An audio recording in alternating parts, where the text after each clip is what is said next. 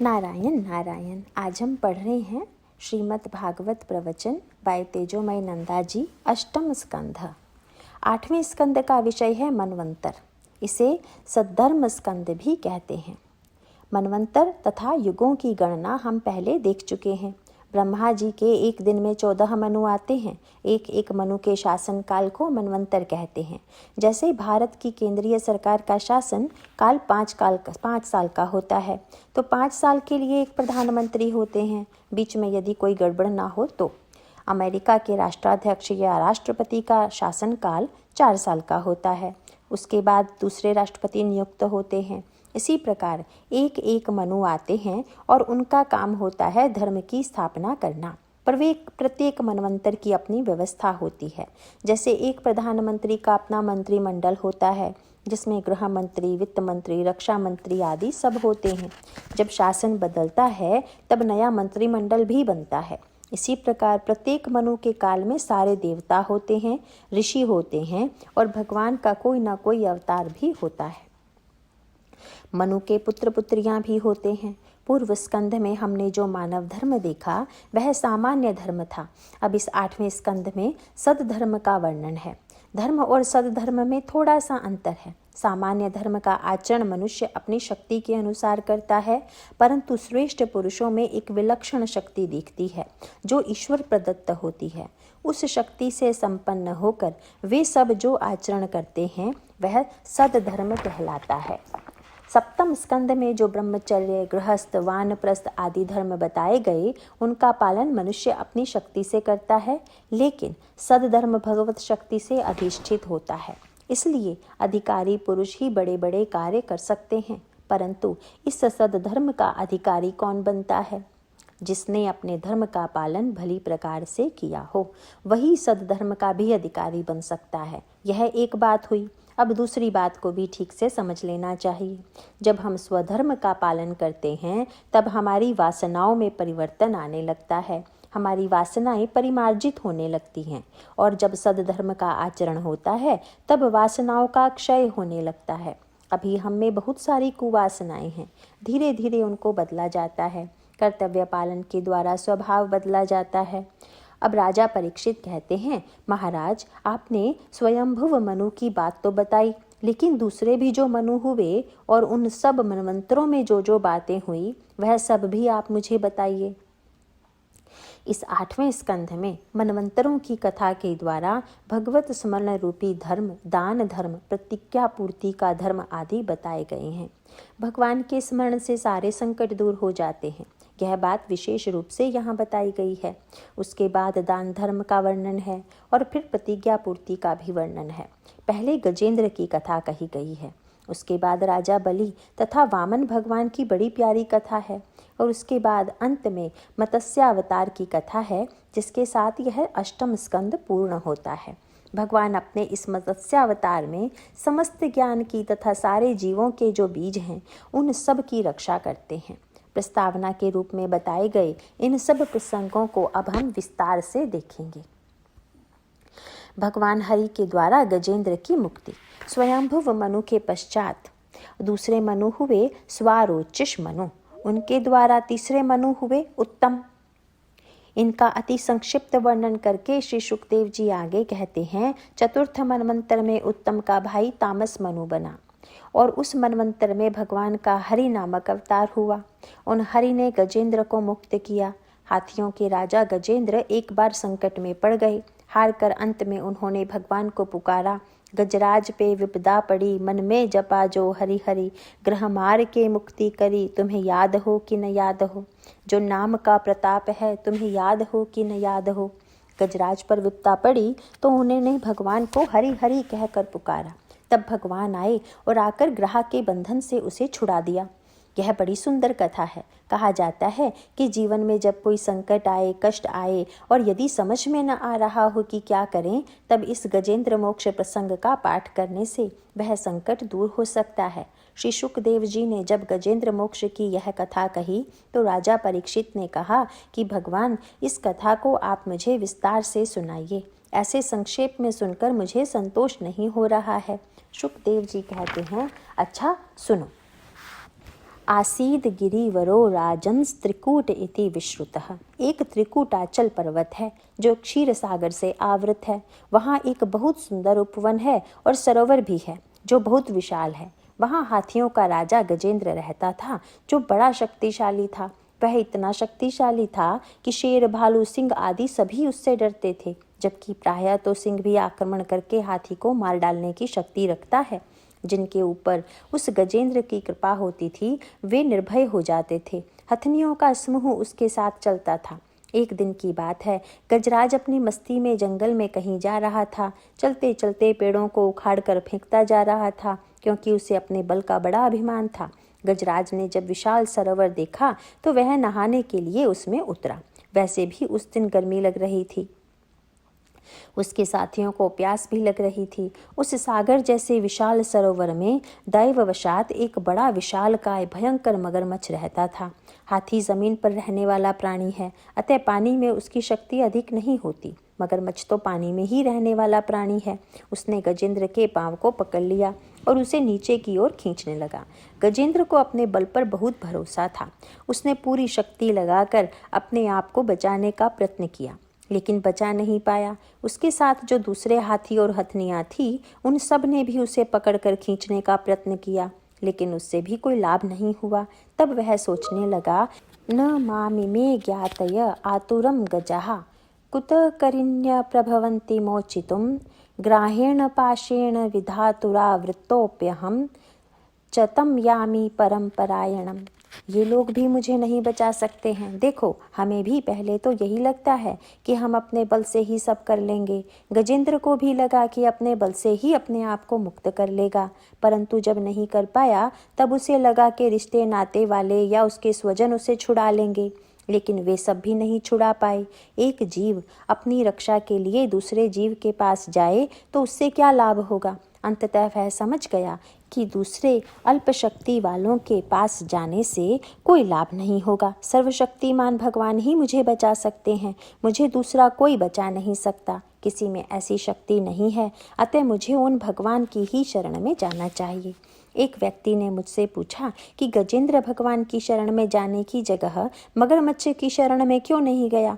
उसे अपने आप को छुड़ाना ही तो था न। यदि वह मगरमच्छ से कहता कि मैं तुम्हारी शरण में आया हूँ, तुम मुझे छोड़ दो, तो मगर उसे छोड़ देता।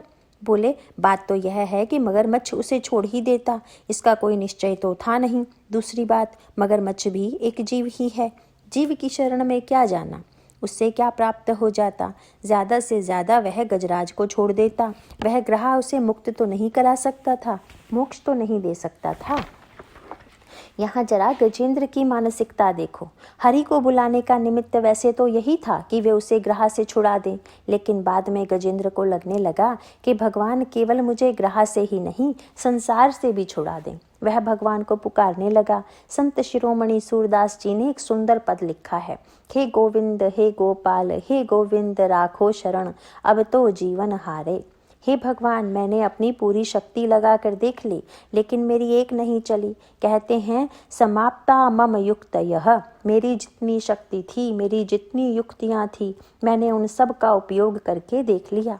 अब तो जीवन हारे, अब मुझसे सहा नहीं जाता, मैं अपने आप को बचा भी नहीं सकता। सूर कहे श्याम सुनो, शरण हैं तिहारे। ऐसा कहा जाता है कि गजेंद्र को अपने पूर्व जन्म की स्मृति हो आई। पूर्व जन्म में वह भगवान की जो स्तुति किया करता था, उसका स्मरण करके गाने लगा, ओम नमो भगवते तस्मै यत् एतच्चिदात्मकं पुरुषायादि बीजाय परेशायाभिधीमहि यस्मिन्निदं यतश्चेदं येनेदं य इदं स्वयं योऽस्मात् परस्मांच परस्तम प्रपद्ये स्वयं भुवम। पूर्व जन्म में गजराज इंद्रद्युम्न नाम का राजा था। एक बार जब अगस्त्य ऋषि आए तब वह ध्यान पूजन में बैठा था तो उठा नहीं। अगस्त्य ऋषि ने शाप दिया कि तुम यहाँ स्तब्ध होकर बैठे रहे, तुम्हारी मति एक गज के समान स्तब्ध हो गई है, तो तुम गज ही बन जाओ। उन्हीं के शाप से वह हाथी बन गया। लेकिन उस जन्म में उसने जो जो स्रोत याद किए थे उसे उन सब की स्मृति लौट आई और उन्हीं के द्वारा वह भगवान को पुकारने लगा। नमः शांताय घोराय मूढ़ाय गुणधर्मिणे निर्विशेषाय साम्याय नमो ज्ञान घनाय च। यहाँ एक विशेष बात यह है कि गजेंद्र ने ब्रह्मा का नाम नहीं लिया, महेश का नाम भी नहीं लिया। अतः भगवान ने सोचा कि इसने किसी देवता विशेष को नहीं बुलाया, इसका अर्थ है यह मुझे ही बुला रहा है। यहाँ कहा उस समय भगवान भोजन कर रहे थे। जैसे ही उन्होंने शब्द सुना, द्वारका में शब्द गयो शोर भयो भारे, शंख चक्र गदा पद्म गरुड़ ले सिधारे। भगवान सब कुछ छोड़कर दौड़ पड़े। गरुड़ जी उनके वाहन हैं, भगवान को जल्दी से ले जाना है ऐसा सोचकर गरुड़ जी सामने आते हैं। परंतु गरुड़ जी जब भगवान को लेकर जाने लगे तो भगवान को लगा गरुड़ भी बहुत धीरे धीरे उड़ रहा है। उन्होंने गरुड़ को भी छोड़ दिया और मन की गति से गजेंद्र के पास पहुंच गए। देखो कैसी विलक्षण बात है। हमें जल्दी से कहीं जाना होता है तो हम वाहन लेते हैं और भगवान को जल्दी जाना होता है तो वे वाहन छोड़ देते हैं। कैसी गति होगी उनकी। तो भगवान वहां पर दौड़ पड़े और जाकर एक क्षण का भी विलंब किए बिना ही उन्होंने अपने चक्र से उस मगरमच्छ को काट डाला। ध्यान में रखना, भगवान जिसको मारते हैं उसका उद्धार हो जाता है। उस मगरमच्छ को मारा, उसका भी उद्धार हो गया। बड़े आश्चर्य की बात है कि गजेंद्र का उद्धार करने से पहले भगवान ने मगरमच्छ का उद्धार कर दिया। ऐसा क्यों? क्योंकि उस मगरमच्छ ने भक्त का पैर पकड़ा था। यह बड़े रहस्य की बात है, इसे हम जल्दी से समझ नहीं पाते। जो भक्त की शरण में जाता है, भगवान केवल उसकी रक्षा ही नहीं करते हैं, उसका तो उद्धार ही कर देते हैं। यह मगरमच्छ पूर्व जन्म में हूहू नाम का गंधर्व था।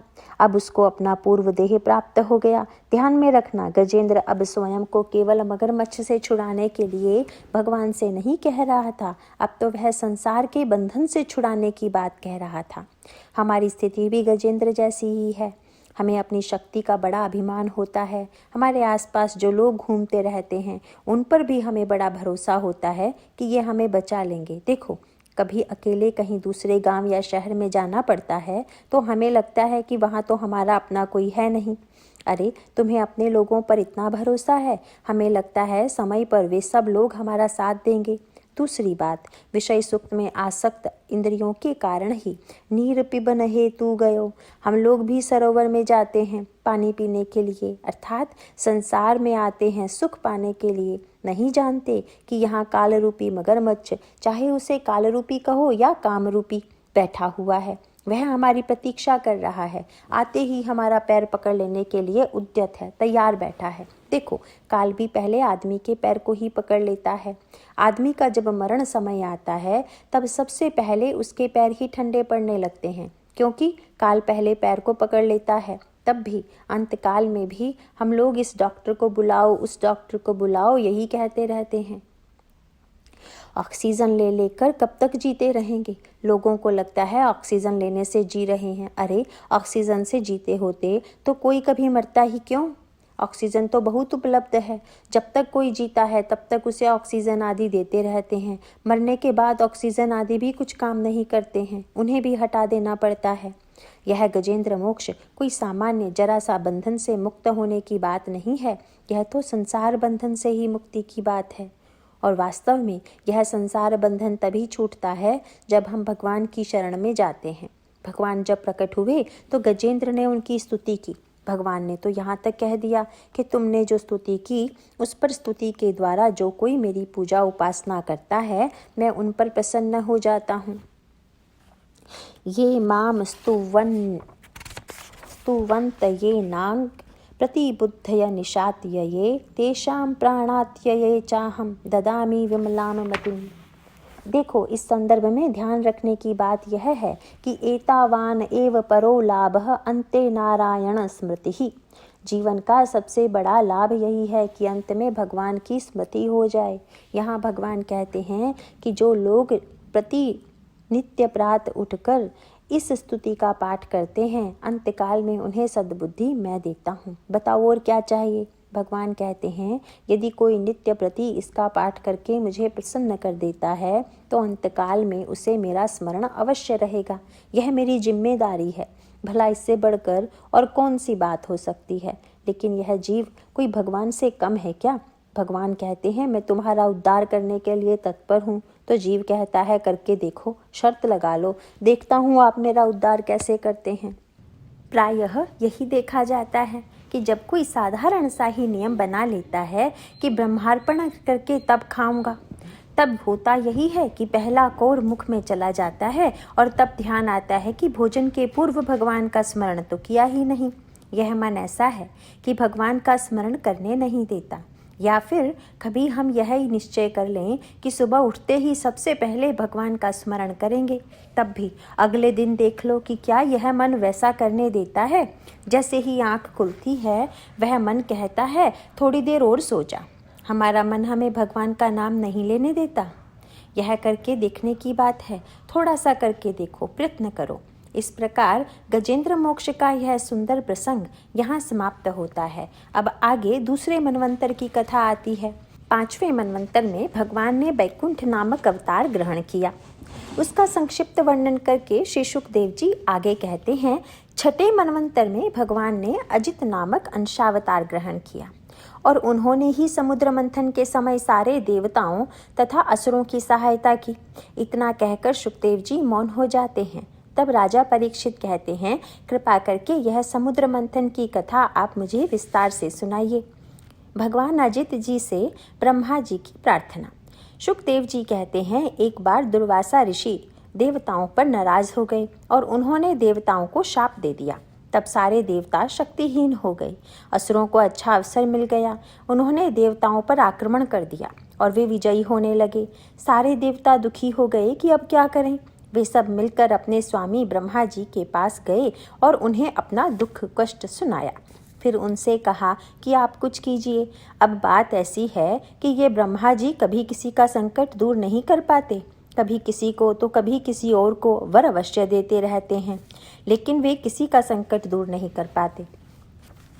यहाँ ब्रह्मा जी ने देवताओं से कहा, चलो नारायण भगवान के पास चलते हैं, वे ही सबसे बड़े हैं। देखो भगवान आराम से सोते रहते हैं, ये ब्रह्मा जी आदि उन्हें जगाते रहते हैं। भगवान के धाम में पहुँचने पर उन सबको वहाँ कुछ दिखाई नहीं पड़ा।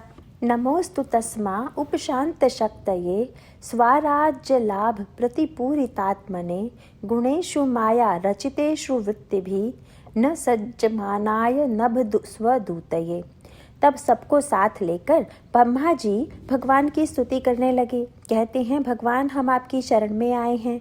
आप तो शांत स्वभाव के हैं, अपने स्वरूप में स्थित रहते हैं।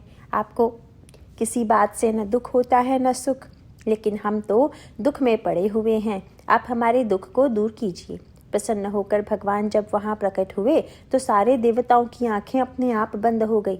वे सब उन्हें देख नहीं पाए, क्योंकि भगवान का तेज हजारों सूर्यों के तेज के समान है। ब्रह्मा जी तथा शिव जी ही पहले भगवान को देखते हैं। थोड़ी देर बाद संभल कर देवताओं ने भगवान के श्री चरणों में वंदन किया।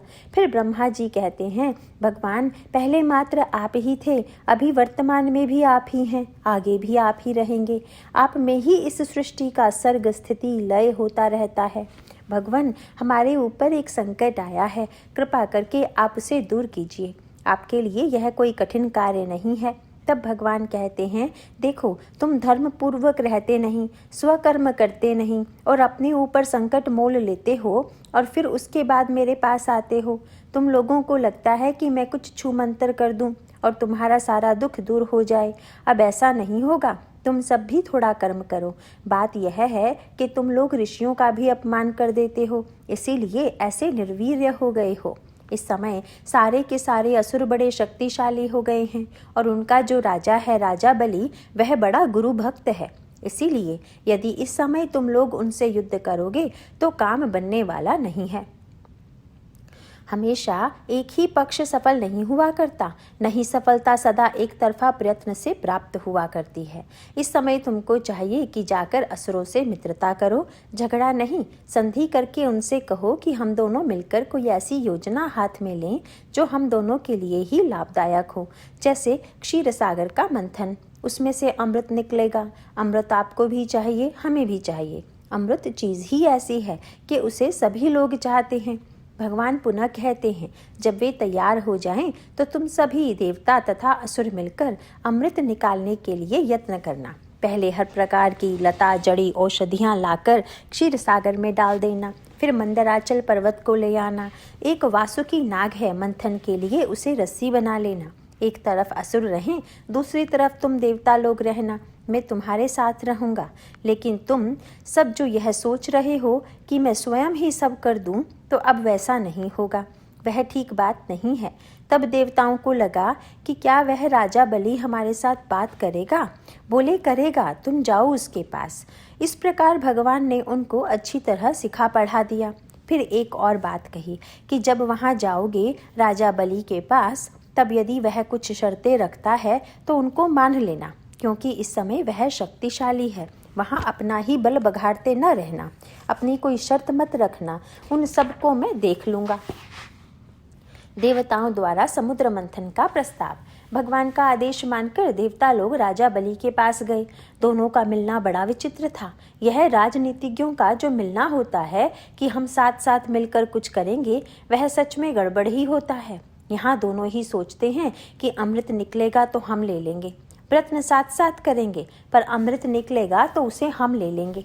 पार्टनरशिप वाले बिजनेस कैसे होते हैं, व्यवसायिक साझेदारी कैसी होती है, यह तो सब जानते ही हैं। मैंने एक कथा सुनी थी कि दो सेठ थे। उन्होंने साथ साथ कोई व्यवसाय प्रारंभ किया। कई सालों तक तो सब बहुत अच्छी तरह से चलता रहा। फिर एक दिन पता नहीं कैसे एक के खाने में जहर आ गया। उसे फूड पॉइजनिंग हो गया और उसकी स्थिति ऐसी हो गई कि अंततः वह मर गया। मरते समय उसको लगा कि अब तो मैं मरणासन हूँ, क्यों ना सच को स्वीकार कर लूँ। उसने अपने दूसरे साझेदार को बुलाया। वह घबरा कर दौड़ता हुआ आया। पहला कहता है, देख, अब मैं मर रहा हूँ, मेरे घन का ध्यान रखना ज़रा अच्छी तरह से, और मरने से पूर्व मैं अपना अपराध तुमको बता देता हूँ। बिजनेस में गड़बड़ी करके मैं 10 लाख रुपए खा गया और तुम्हें अब तक नहीं बताया, लेकिन अब मुझे लग रहा है कि मरने से पहले तुम्हें यह बात बता ही दूँ। तब उसका दूसरा साथी भी आंखों से आंसू बहाते हुए कहता है, तुमने अपना अपराध स्वीकार कर लिया है तो मैं भी स्वीकार कर लेता हूँ कि तुम्हारे भोजन में यह जहर मैंने ही मिलाया है।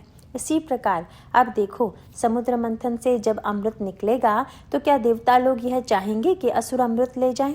ये तो आपस में बराबर विभाग भी नहीं करेंगे, क्योंकि असुर पहले ही शक्तिशाली बने हुए हैं। वे लोग अमृत ले लेंगे तो और भी शक्तिशाली बन जाएंगे। ये देवतागण ऐसे थोड़ा ही चाहेंगे। समुद्र मंथन। जब देवता लोग राजा बलि के पास पहुँचे तो इंद्रदेव ने उनके सामने अपना प्रस्ताव रखा। राजा बलि ने सुना, विचार किया और फिर बोले, ठीक है, चलो प्रारंभ करते हैं। दोनों के बीच संधि हो गई, अग्रीमेंट, समझौता भी हो गया। अब जड़ी बूटी लाना तो इतना कठिन काम नहीं था।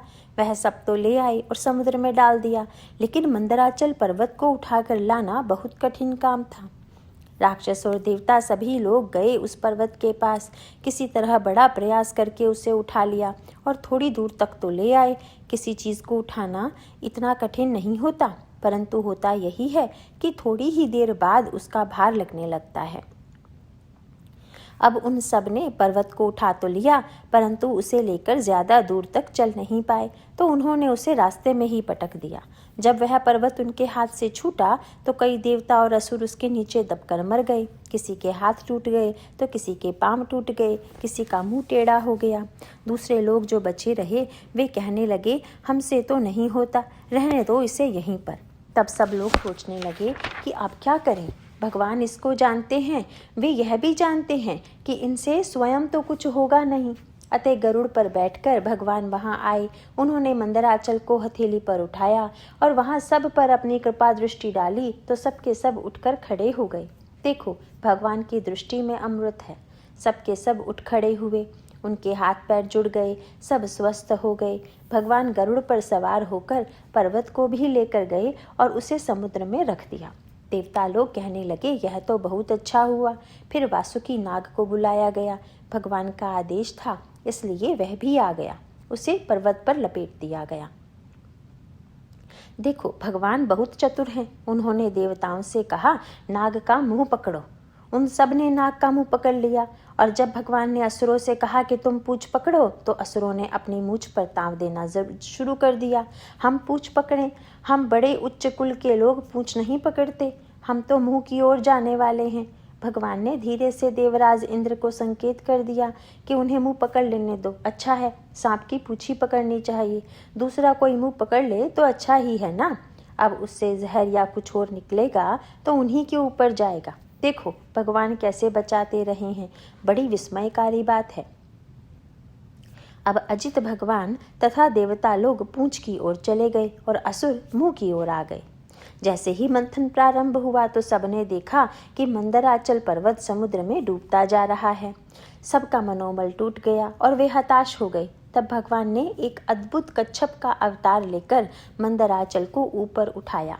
जब तक मंथन चलता रहा, भगवान उसे अपनी पीठ पर धारण किए रहे। भगवान ने देवताओं को बता दिया था कि यद्यपि तुम लोग अमृत चाहते हो, तथापि मंथन से एकदम अमृत नहीं आएगा, पहले हलाहल विष निकलेगा, उससे घबराना नहीं।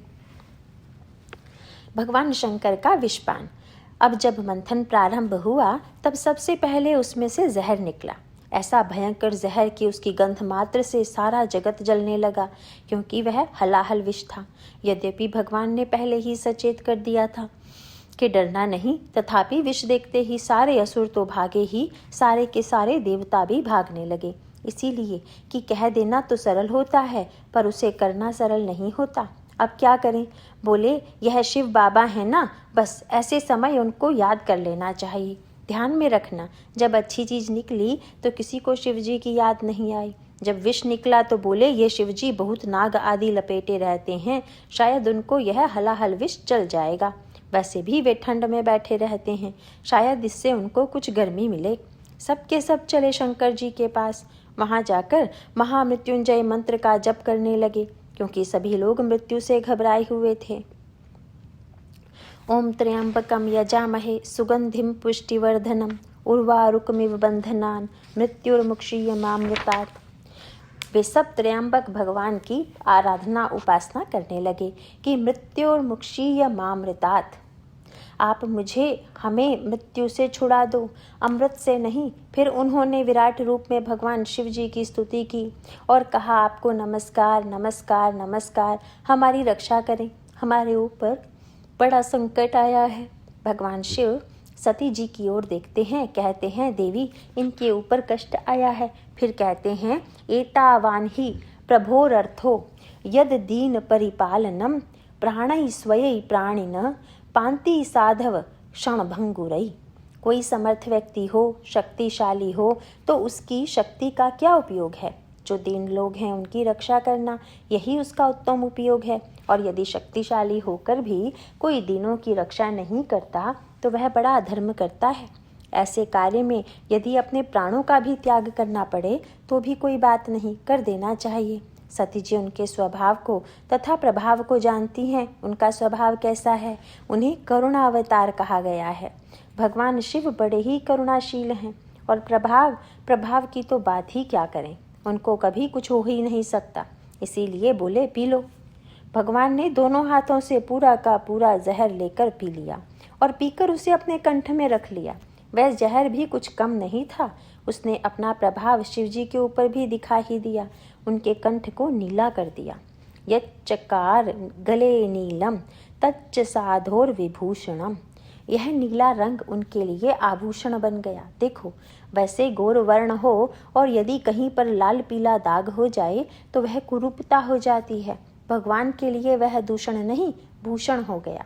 बात ऐसी है कि कहीं पर आग लग जाए और कोई उसमें जल रहा हो, तब यदि कोई आदमी साहस करके उसमें घुसकर उसे बाहर निकाल लाए तो इस कार्य में उसका कोई अंग जल जाता है तो वह जला हुआ अंग भी उसके लिए भूषण बन जाता है। युद्ध के मैदान में किसी योद्धा का हाथ या पांव कट जाए तो वह कटा हुआ अंग भी उसके लिए भूषण बन जाता है, इसीलिए कि उसने दूसरों के लिए कुछ त्याग किया है। तो ये नीलकंठ भगवान हैं। भगवान के सभी नामों में नीलकंठ नाम बहुत अच्छा है, क्योंकि इससे उनका साधु स्वभाव, परोपकारी स्वभाव प्रकट होता है। इसीलिए कहते हैं, ओम नमस्ते अस्तु भगवन विश्वेश्वराय महादेवाय त्र्यंबकाय त्रिपुरांतकाय त्रिकालाग्निकालाय कालाग्निरुद्राय नीलकंठाय मृत्युंजयाय सर्वेश्वराय सदाशिवाय श्रीमन महादेवाय नमः। देखो, कहीं कहीं ऐसा भी वर्णन आता है कि भगवान शिव जहर पी रहे थे तो सती जी ने उसे उनके गले में ही रोक दिया कि कहीं जहर अंदर न चला जाए।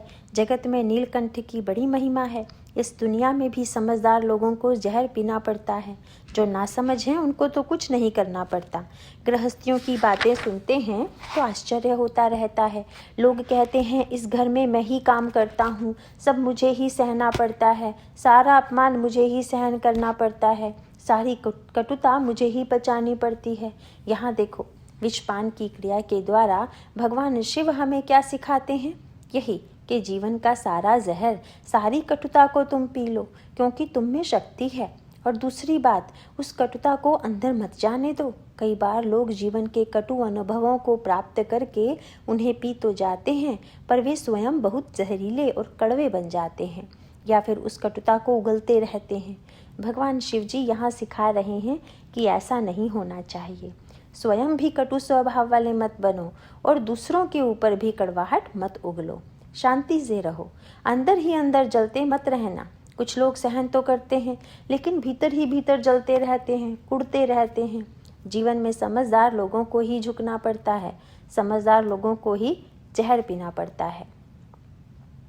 जैसे घर में एक बड़ा और एक छोटा, ऐसे दो लड़के हों, और यदि बड़ा लड़का झगड़ा करता है, कोई चीज़ छोटे से छीनता है, तो उसे कहा जाता है, अरे तुम बड़े हो, समझदार हो, दे दो उसको। ऐसा ही कहते हैं ना, बड़े लड़के से ही समझदारी की अपेक्षा की जाती है।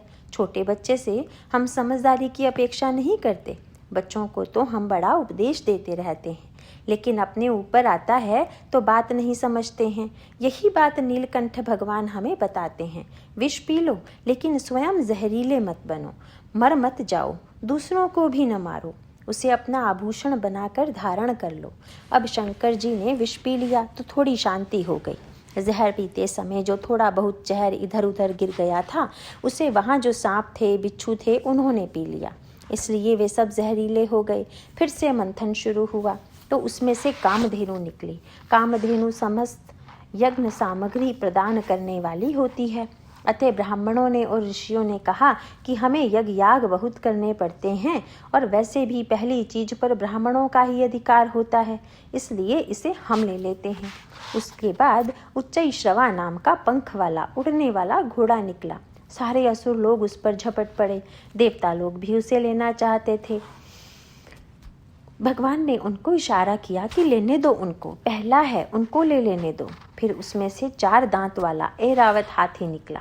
दूसरे हाथियों के 2 दांत होते हैं, लेकिन उसके 4 दांत थे और रंग सफ़ेद था। इंद्र ने कहा, इसको तो मैं लूँगा। भगवान ने असुरों को कहा, तुमने घोड़ा ले लिया, अब हाथी उनको दे दो। भगवान को भी एक पिता के समान बंटवारा करना पड़ता है कि तुमने यह चीज़ दी है तो उसको वह चीज़ लेने दो। फिर उसमें से एक बहुमूल्य भ्राजमान पद्मराग मणि निकली, जिसे कौस्तुभ मणि कहते हैं। वह सीधे भगवान के पास ही चली गई। अब क्या करें? भगवान ने कहा, अब इसे मेरे पास ही रहने दो। भगवान ने कौस्तुभ मणि अपने पास ही रख ली। इसके बाद ततो अभवत पारिजातः, पारिजात वृक्ष निकला जो सुरलोक का भूषण बन गया। उसके बाद अप्सराएं निकली। इंद्र ने कहा, ये तो हमारे स्वर्ग के लिए अच्छी हैं, तुम्हारे लिए नहीं। अप्सराओं को वे ले गए।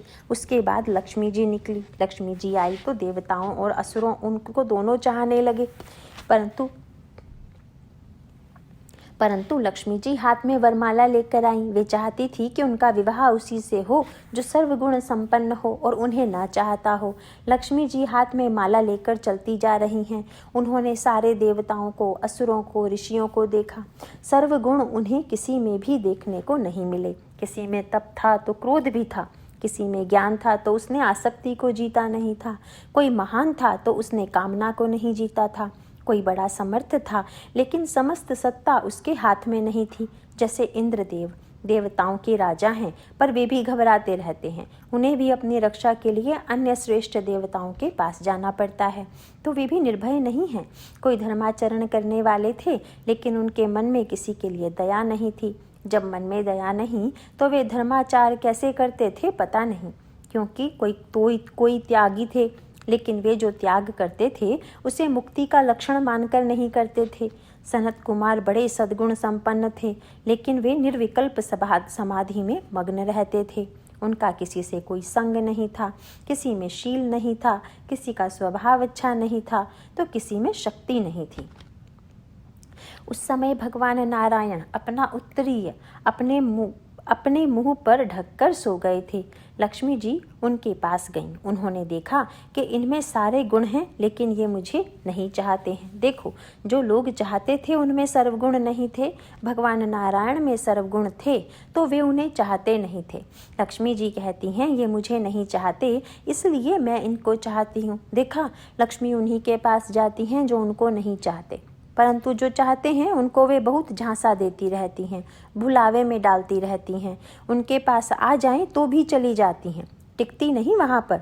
नारायण भगवान की तरह जो विरक्त हो जाते हैं, लक्ष्मी जी उनके पास जाती हैं। एवं विमृश्याव्यभिचारी सद्गुणैर्वरं निजैकाश्रयतया गुणाश्रयं वव्रेवरं सर्वगुणैरपेक्षितं रमा मुकुंदम निरपेक्षमीप्सितम।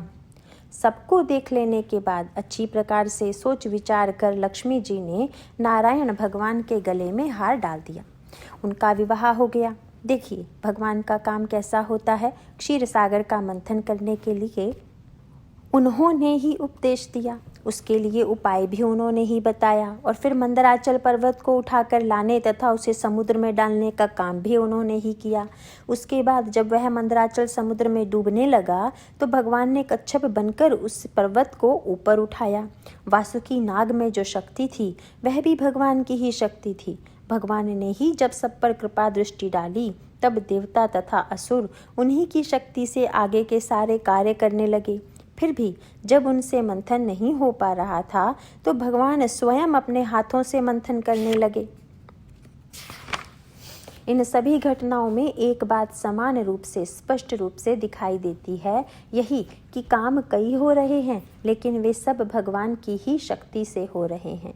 ये देवता और असुर भले ही कहते रहें कि हमने किया, लेकिन सारे काम होते रहते हैं भगवान की कृपा से, भगवान की ही शक्ति से। भगवान ने उन्हें जो शक्ति दी है उसी से वे सारा काम करने में समर्थ हो रहे हैं। अमृत मंथन के प्रसंग से समझने योग्य यह बड़ी महत्वपूर्ण बात है। और दूसरी बात यह है कि अमृत मंथन का जो फल आता वह एकदम से नहीं आता, उसके पूर्व जहर भी आता है, और जो जितना बड़ा कार्य करने निकल पड़ता है उसे उतना ही ज़्यादा जहर पीना पड़ता है। कोई जब आध्यात्मिक ज्ञान प्राप्ति के लिए साधन पथ पर अग्रसर होने लगता है तो वह यही पाता है कि उसके मन में भी पूर्व की अपेक्षाकृत ज़्यादा कटु वृत्तियाँ उत्पन्न होने लगती हैं। अतः साधन मार्ग में भी पहले जहर का ही उत्पन्न होना रहता है। फिर ये हाथी, घोड़ा, गाय, कल्प वृक्ष आदि ये सब क्या है? देखो, साधना से मन में नई नई शक्ति आने लगती है, सिद्धियां प्राप्त होने लगती हैं। यही मंथन से निकलने वाले हाथी, घोड़ा, कल्प वृक्ष आदि हैं। उन्हें पाकर यदि कोई मोहित हो जाता है तो वह आगे नहीं बढ़ सकता।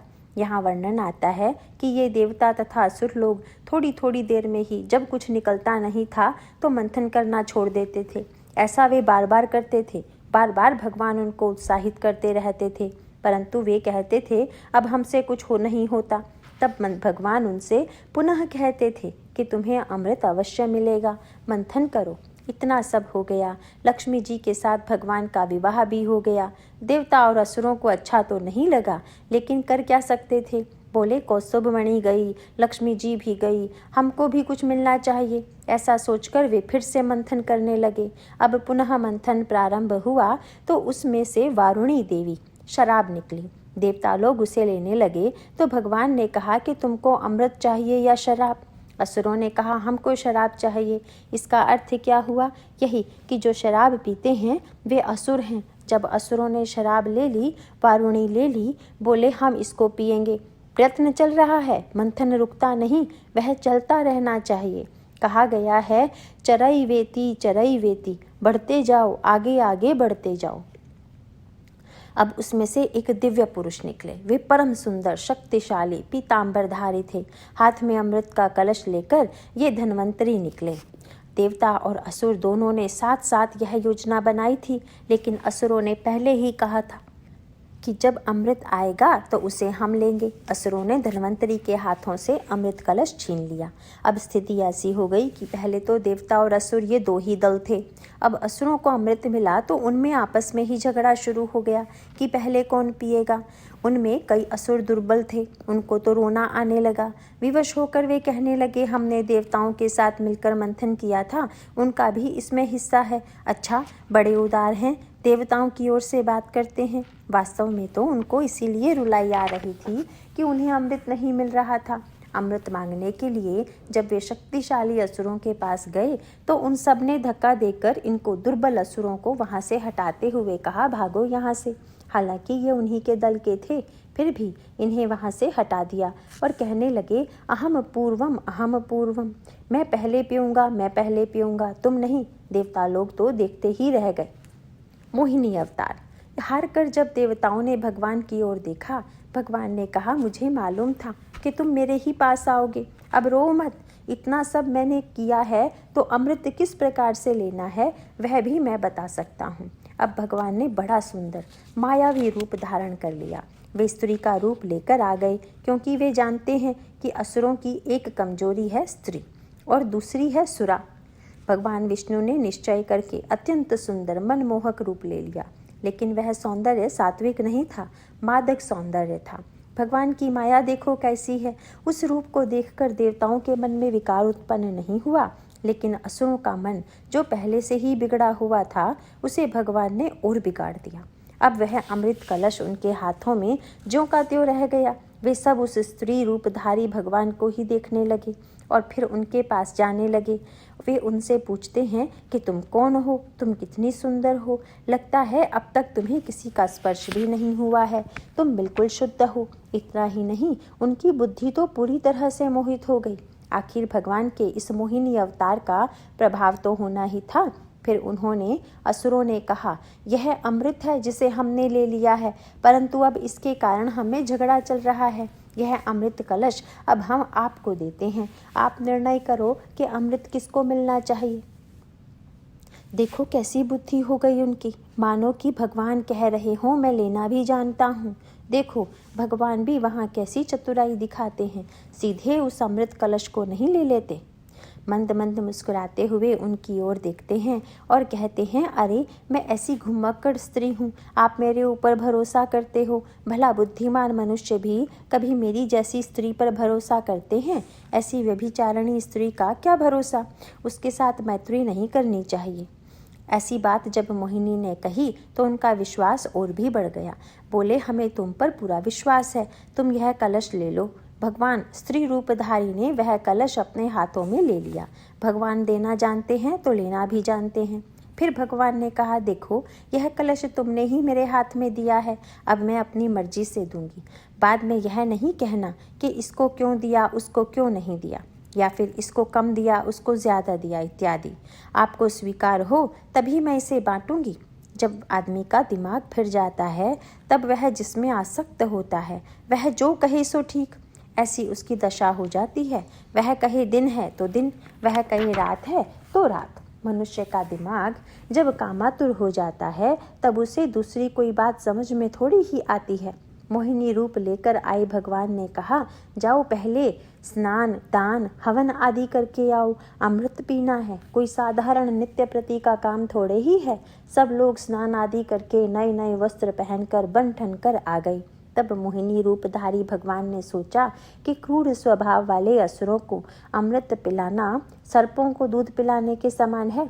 इसी कारण उन्होंने असुरों को अमृत नहीं पिलाया। फिर उन्होंने असुर तथा देवताओं को अलग अलग पंक्तियों में बिठा दिया।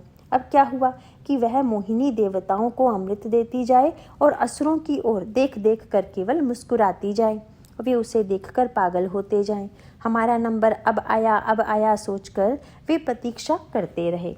एक असुर था जिसे लगा कि कुछ गड़बड़ बात हो रही है। वह उठा और देवता का रूप लेकर के सूर्य तथा चंद्रदेव के बीच में जाकर बैठ गया।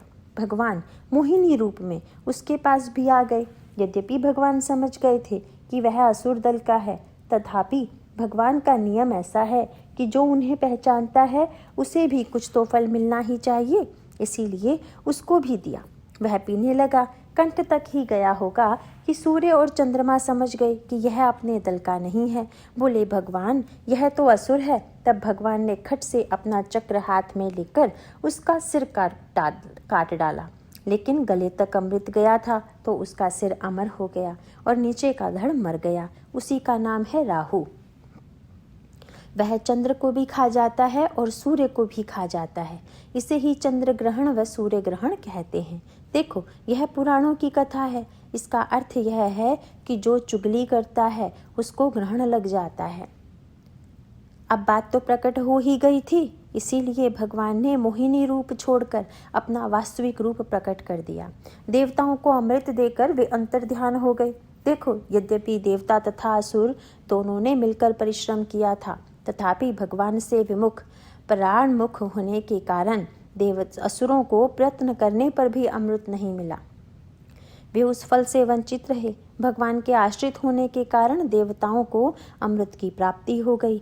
इसका तात्पर्य है, प्रयत्न के बाद भी कार्य में सफलता उसी को मिलती है जो भगवान का आश्रय ग्रहण करता है और उन्हीं की शक्ति से कार्य करता है।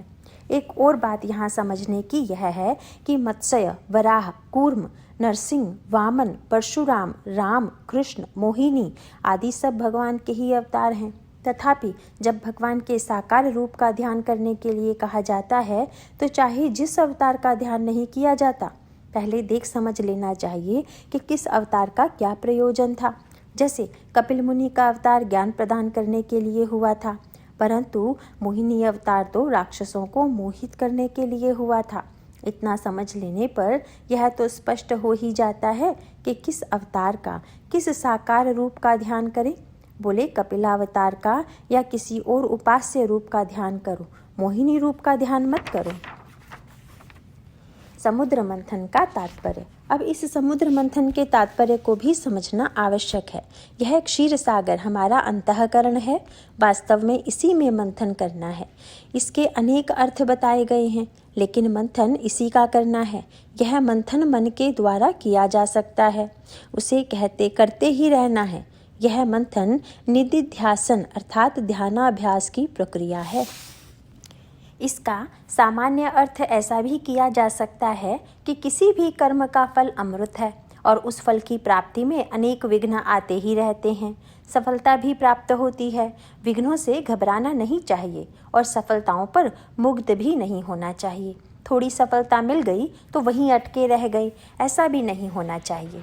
आगे बढ़ते जाओ, जब तक अंतिम फल नहीं मिल जाता तब तक पढ़ते रहो। इसी प्रकार जब निदिध्यासन रूपी मंथन करने बैठें तो मैं देहादि नहीं हूँ, मैं तो चैतन्य स्वरूप आत्मा हूँ, ऐसा ध्यान करना चाहिए। परंतु ऐसा कब होगा?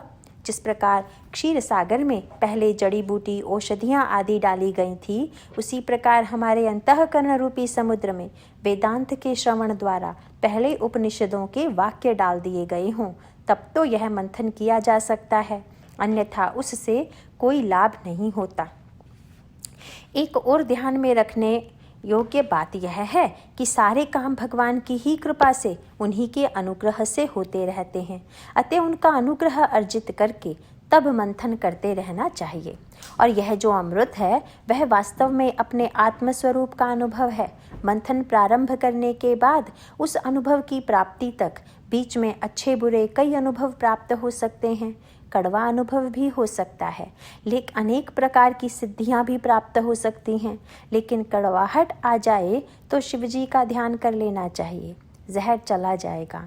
अर्थात शिव जी की तरह शांत चित्त होकर आगे बढ़ते रहने पर मन में उठने वाली आसुरी वृत्तियों को भगवान स्वयं समाप्त कर देते हैं, सिद्धियों के आकर्षण को भी मिटा देते हैं। अंततः अमृत स्वरूप की प्राप्ति भी हो जाती है। देवासुर संग्राम। अब देवता लोग अमृत पीकर शक्तिशाली हो गए, असुर देखते ही रह गए। देवताओं को अमृत मिल गया, यह तो बड़ी गड़बड़ बात हो गई। ऐसा सोचकर वे सब बड़े क्रोधित हुए। बोले, ये लोग बहुत धोखेबाज हैं। देखो, पहले ये असुर स्वयं धोखेबाज बन रहे थे, परिश्रम तो दोनों ने ही किया था। जब अमृत निकला तब उनके मन में बेईमानी आ गई थी। अब उसी अमृत की प्राप्ति में देवताओं को सफल देखकर दैत्यों को बड़ा ही दुख हुआ, क्रोध आया और वे घोर युद्ध करने लगे। एक बार तो वे ऐसा भयंकर युद्ध करने लगे कि अमृत पीने के बाद भी देवता लोग जीत नहीं पा रहे थे। अपने आप को दुर्बल पाकर वे सब घबरा गए। तब उन्होंने फिर से भगवान की आराधना की। भगवान वहाँ प्रकट हुए और उन्होंने अपने सुदर्शन चक्र से असुरों की माया को सहज ही में दूर कर दिया। जैसे कोई स्वप्न से जागता है तो स्वप्न प्रपंच अनायास समाप्त होता है, वैसे ही भगवान के ज्ञान रूपी चक्र से अज्ञान रूपी मोह खत्म हो गया। अब तो माया तो समाप्त हो गई, लेकिन असुरों ने युद्ध समाप्त नहीं किया। असुर और देवताओं का युद्ध चलता रहा। फिर इंद्रदेव ने वज्र उठाया। राजा बलि को सामने आते देखकर वे उनसे कहते हैं, अब तो तुम मेरी पकड़ में आ गए हो, मैं तुमको नहीं छोड़ूंगा, तुम्हारा सिर काटे बिना नहीं रहूंगा। तो राजा बलि ने कहा, इंद्र, व्यर्थ में प्रलाप मत कर। 2 दिन पहले तुम रो रहे थे। जगत में, इस जीवन में सफलता असफलता हमारे हाथ में नहीं होती, ये भगवान के हाथ में होती है। कभी कोई सफल होता है तो कोई कभी और सफल हो जाता है। यह हार जीत आदि कोई ज़्यादा महत्वपूर्ण नहीं होते। कभी मेरी जीत होती है तो कभी तुम्हारी होती है। चलो लड़ाई करो। देखो, राजा बलि बड़े समझदार थे।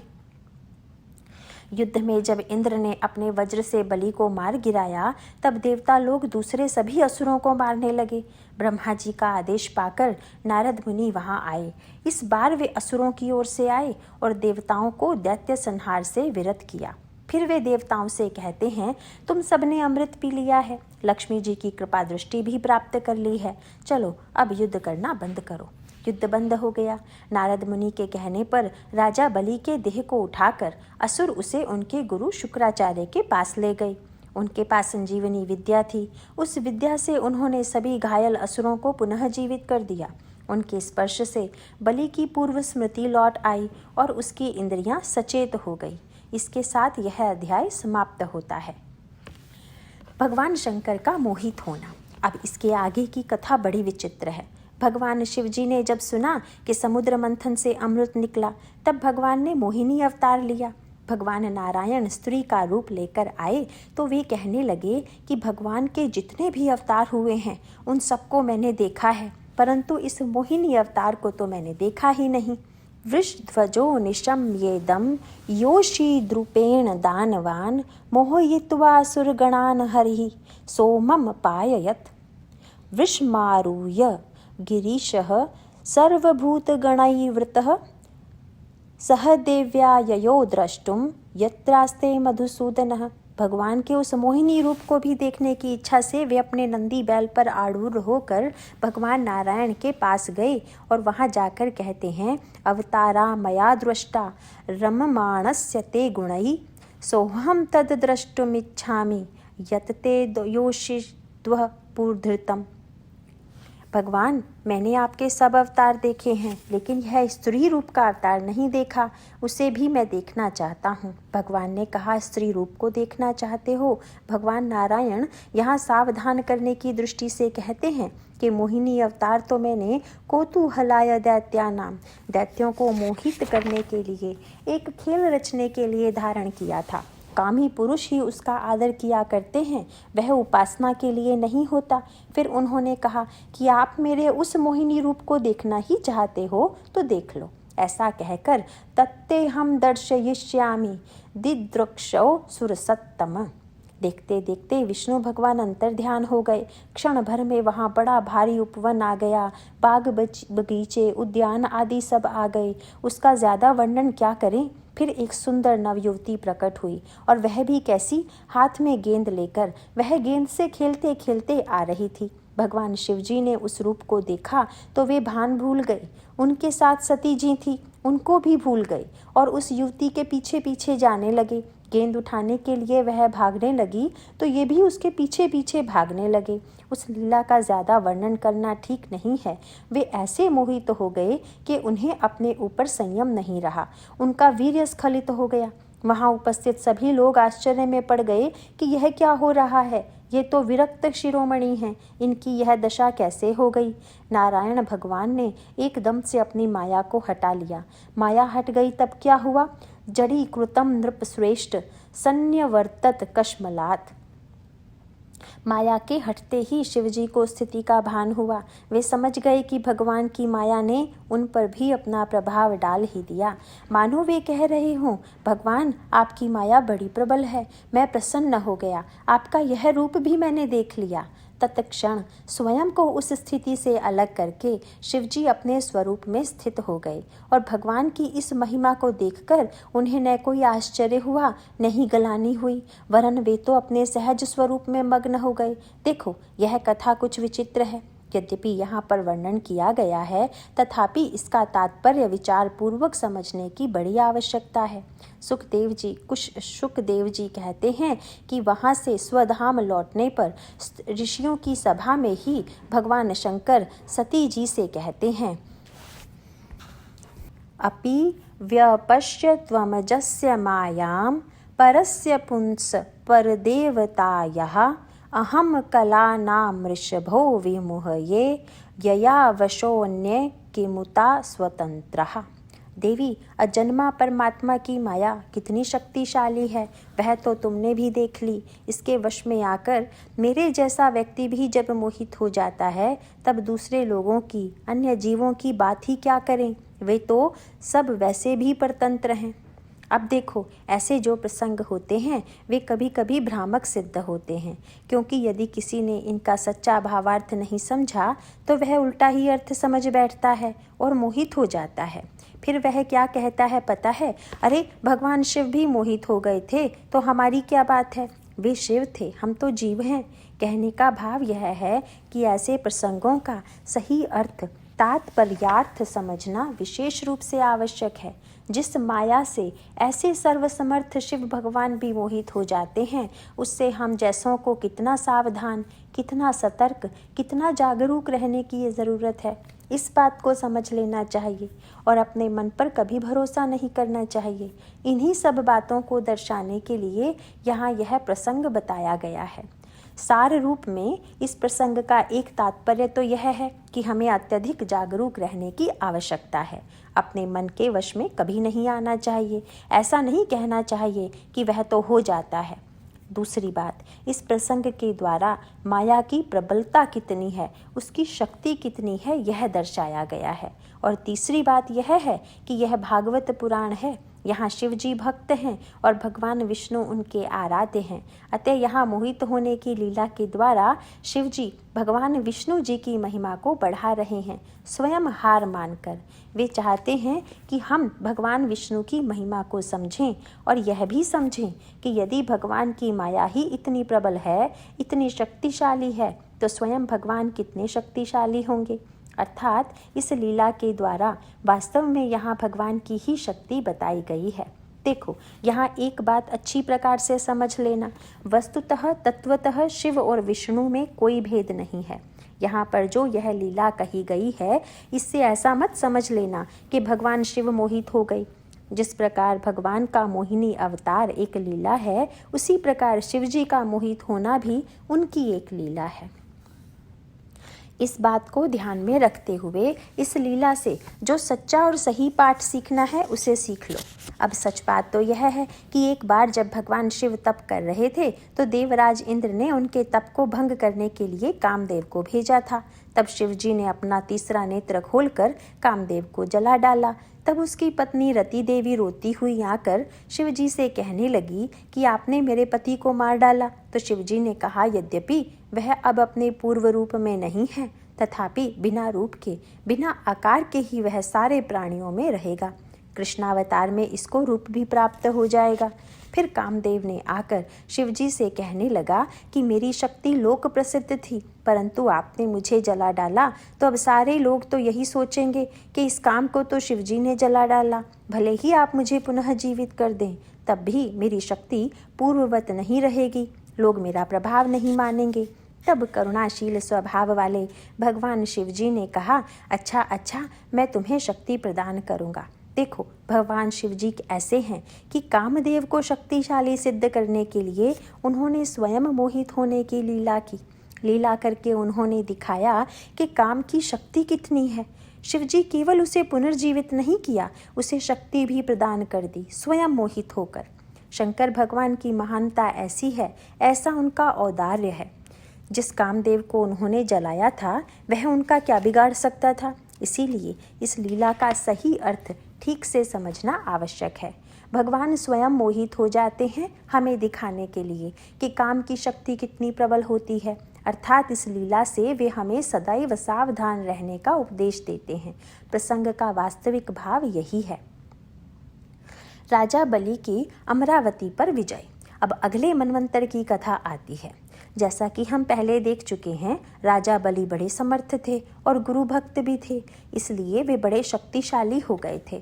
बड़ी भारी तैयारी करके उन्होंने अपनी सेना के साथ जब अमरावती को घेर लिया, तब देव गुरु बृहस्पति के आदेशानुसार स्वेच्छानुसारी रूप धारण कर देवताओं को स्वर्ग छोड़कर कहीं छिप जाना पड़ा। तब बलि ने स्वर्ग सहित पूरे विश्व पर विजय प्राप्त कर ली। अब देवतागण बड़े दुखी हो गए कि हमारे पास कुछ नहीं रहा।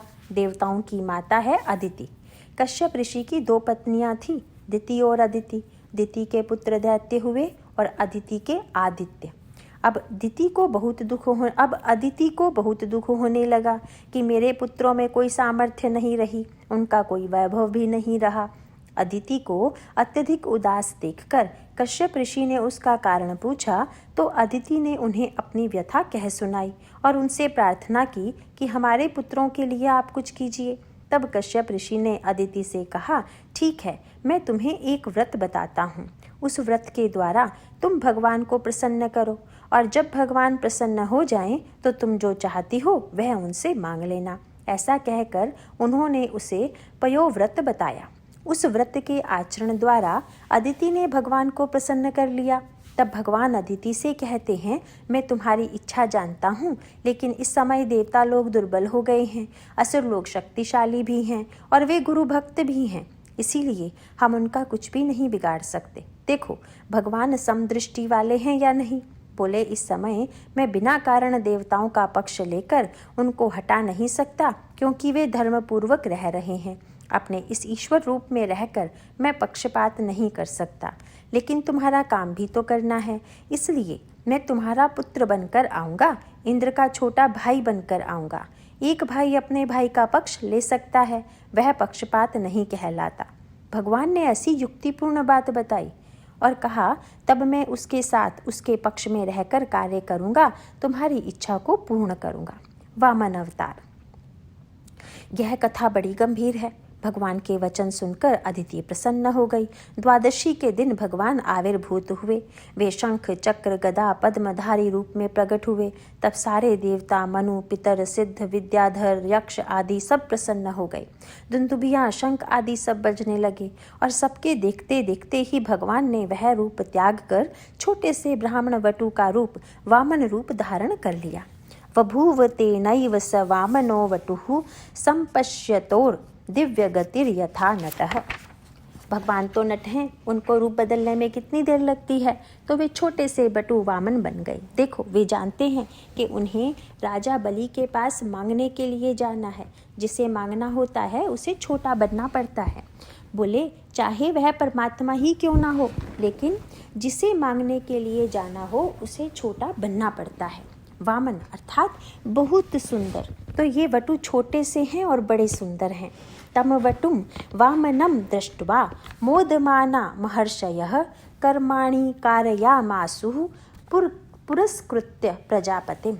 ऋषि मुनि उन्हें देखकर प्रसन्न हुए और जातक कर्मादि जो संस्कार कराए जाते हैं वह सब उन्होंने उसी समय करा दिए। तस्योपनीयमानस्य सावित्रीं सविता ब्रवीत। यज्ञोपवीत संस्कार के समय स्वयं सूर्य भगवान ने आकर उन्हें गायत्री मंत्र का उपदेश दिया।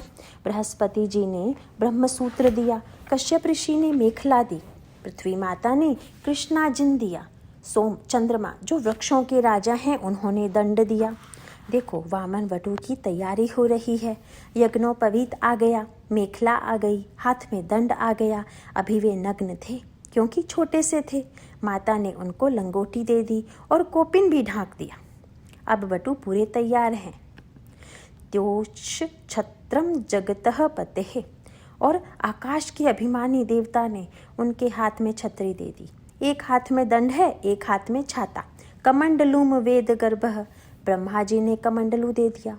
सप्तऋषियों ने कुशा दे दी। सरस्वती जी आई और अक्षमालाम महाराज सरस्वत्यवयात्मनः। उन्होंने इनके गले में अक्षमाला डाल दी। एक एक करके उनका श्रृंगार पूर्ण हो रहा है। तस्मा इत्युपनीताय यक्षराट पात्रिकाम दात भिक्षाम भगवती साक्षात दुमादादंबिका सती। यक्षराज ने उनको भिक्षा पात्र दे दिया और स्वयं भगवती पार्वती जी ने उन्हें पहली भिक्षा दे दी। स ब्रह्मवर्चसैनैवं सभाम संभावितो वटुः ब्रह्मर्षिगण संजुष्टा मत्यरोचत मारिषः। सब प्रकार से सुसज्जित ब्रह्मचारी के रूप में भगवान का ब्रह्म वर्चस कुछ इस प्रकार से चमक रहा है कि सूर्य का तेज भी उनके सामने फीका पड़ रहा है। बोले राजा बलि यज्ञ कर रहे हैं, अब मैं उनके पास जाता हूँ। श्रुत्वा अश्वमेधैर्य यजमानमूर्जितं बलिं भृगूणामुपकल्पितैस्ततः जगाम तत्राखिल सार संभृतौ भारेण गाम सन्मयन पदे पदे।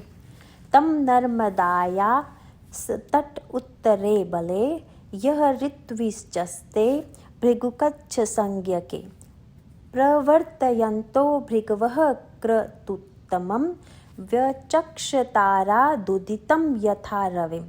नर्मदा के किनारे भृगुकच्छ नाम का क्षेत्र है। वहाँ राजा बलि अश्वमेघ यज्ञ कर रहे हैं। बड़ा भारी मंडप लगा हुआ है। सारे ऋत्विक आदि मंत्रोच्चारण सहित आहुतियाँ दे रहे हैं। वहाँ अनेक प्रकार के धार्मिक कर्म हो रहे हैं। दान भी दिया जा रहा है। उसी समय ये छोटे से वामन भगवान एक हाथ में छतरी, दूसरे हाथ में कमंडलू कुशा लिए यज्ञोपवीत धारण किए हुए धीरे धीरे वहां जा रहे हैं। सूर्य किलायात युत वा विभावसुः सनत कुमारोथ दिद्रक्षया क्रतुः इत्थं सशिष्येषु भृगुष्वनेकदा वितर्क्यमाणो भगवान् स वामनः। छत्रं सदंडं सजलं कमंडलुं विवेश विभ्रदय मेधवाटम।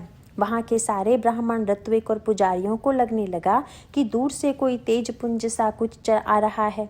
उन्होंने सोचा कि शायद यज्ञ देखने के लिए सूर्य पृथ्वी पर आ रहे हों या फिर सनत कुमार आ रहे हों, क्योंकि वे बड़े तेजस्वी हैं ना। शुक्राचार्य जी अपने शिष्यों के साथ ऐसा तर्क वितर्क कर ही रहे थे कि तब तक छत्र दंड कमंडलू लिए हुए वामन भगवान वहाँ प्रवेश करते हैं। मौंजया मेखलया वीतमुपवीता जिन्नोत्तरम जटिलम वामनम विप्रम माया माणवकम हरिम। माया माणवकम, माया से ये वटु बने हैं। वास्तव में न तो वे वटु हैं न ही छोटे से हैं, वे तो विश्वव्यापी परमात्मा हैं। छोटा सा रूप लेकर वहाँ पर आए हैं, मांगने के लिए आए हैं, इसलिए छोटे बनकर आए हैं। प्रविष्टम वीक्ष्य भृगवः सशिष्यास्ते सहाग्निभिः प्रत्यग्रहन् समुत्थाय संक्षिप्तास्तस्य तेजसा। भगवान का तेज इतना प्रखर था कि उस तेज से सभी लोग ऐसे अभिभूत हो गए कि जैसे सारे ऋषि अपने अपने शिष्यों सहित अपने आप ही अनायास उठ खड़े हुए, आइए आइए कहकर उनका स्वागत करने लगे। अभी उन्हें मालूम भी नहीं कि ये कौन है। देखो, मालूम होने की क्या ज़रूरत है, भगवान का तेज ही ऐसा था। वे वहाँ आते हैं, उन्हें देखकर राजा बलि ऐसे मुग्ध हो गए कि उनकी ओर देखते ही रह गए।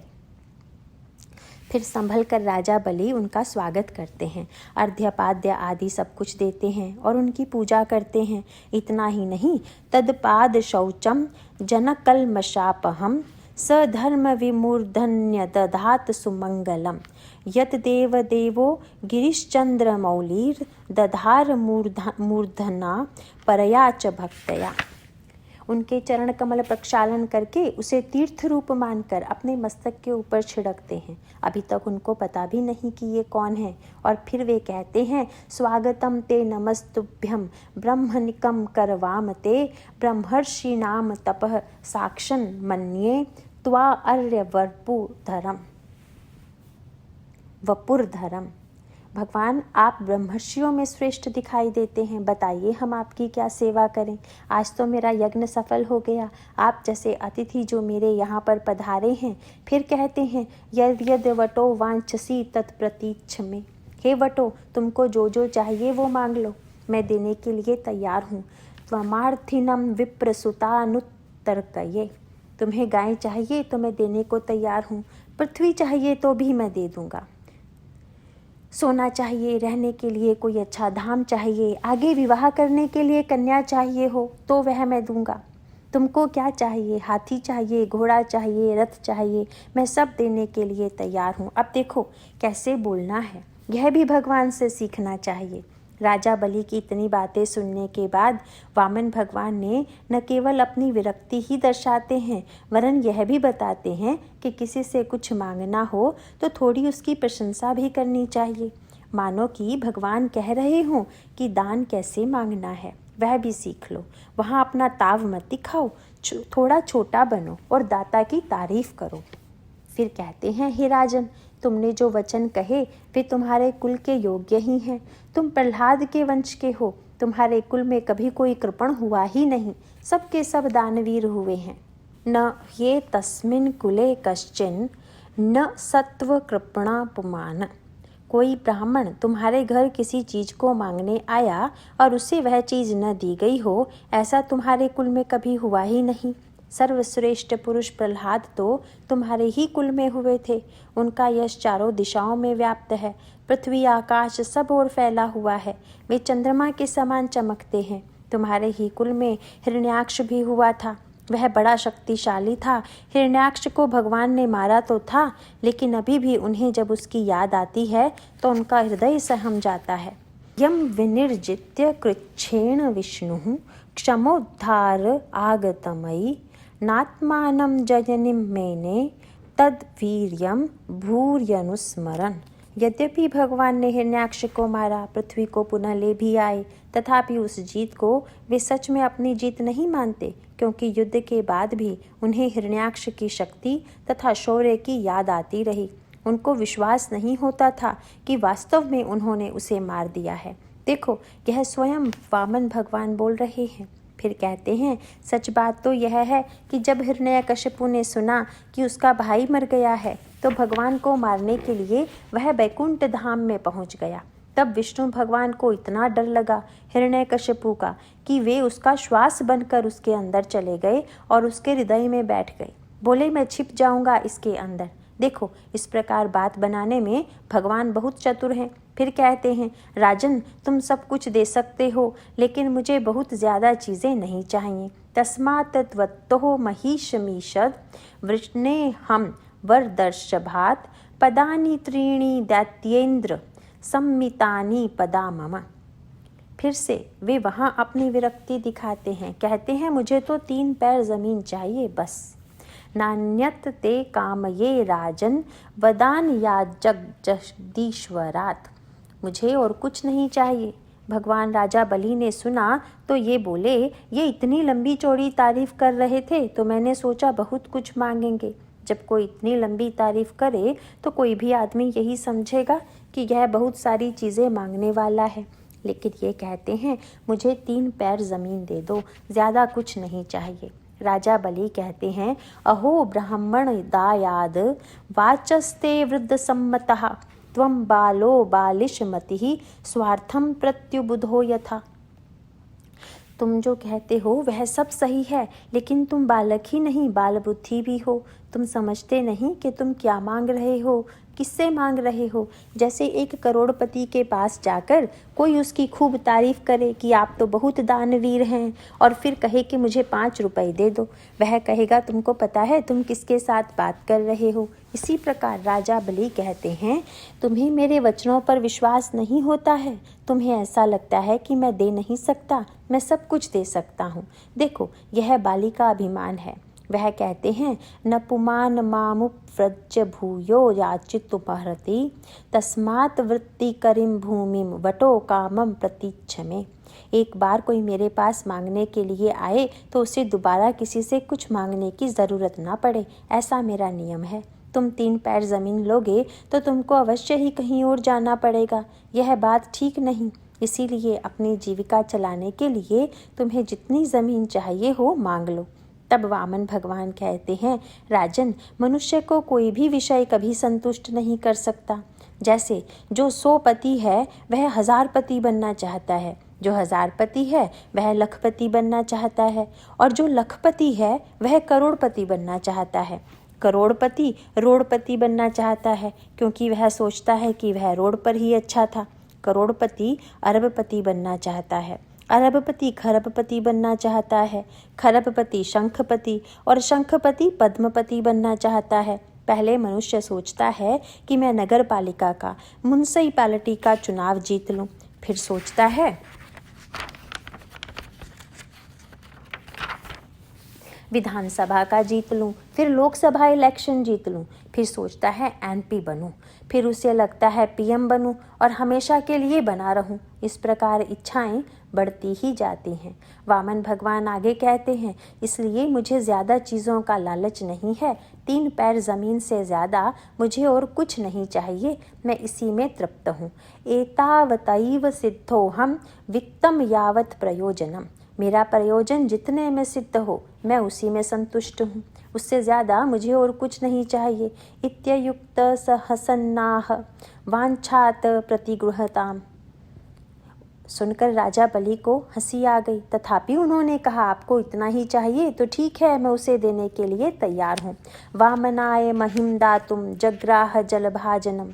ऐसा कहकर संकल्प करने के लिए वे हाथ में जलपात्र लेते हैं। कहा जाता है कि अतिथि को विष्णु भगवान समझकर ही कुछ देना चाहिए। किसी को भी जब दान देना हो तो ये विष्णु हैं, ऐसी भावना करके ही दान देना चाहिए।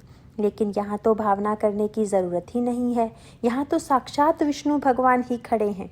अब दान करने के लिए उद्यत राजा बलि को देखकर शुक्राचार्य जी, जो राजा बलि के पुरोहित थे, उनको लगा कि राजा चक्कर में आने वाला है। यह वामन वटु छोटा सा है लेकिन बड़ा खोटा है, इसका कोई भरोसा नहीं। उनको लगा कि यह तो इनका पूरा राज्य ही छीन लेगा, और यदि इसने राज्य छीन लिया तो फिर मेरा क्या होगा। इसीलिए वे नहीं चाहते कि राजा बलि संकल्प करे। वास्तव में बात यह थी कि शुक्राचार्य जी भगवान की लीला को जानते थे, अतः वे पहचान गए कि ये तो स्वयं विष्णु भगवान हैं। अभी छोटे से दिखते हैं लेकिन बाद में विराट रूप, बड़ा रूप धारण करके छल करेंगे। अतः वे राजा बलि को सावधान करते हैं।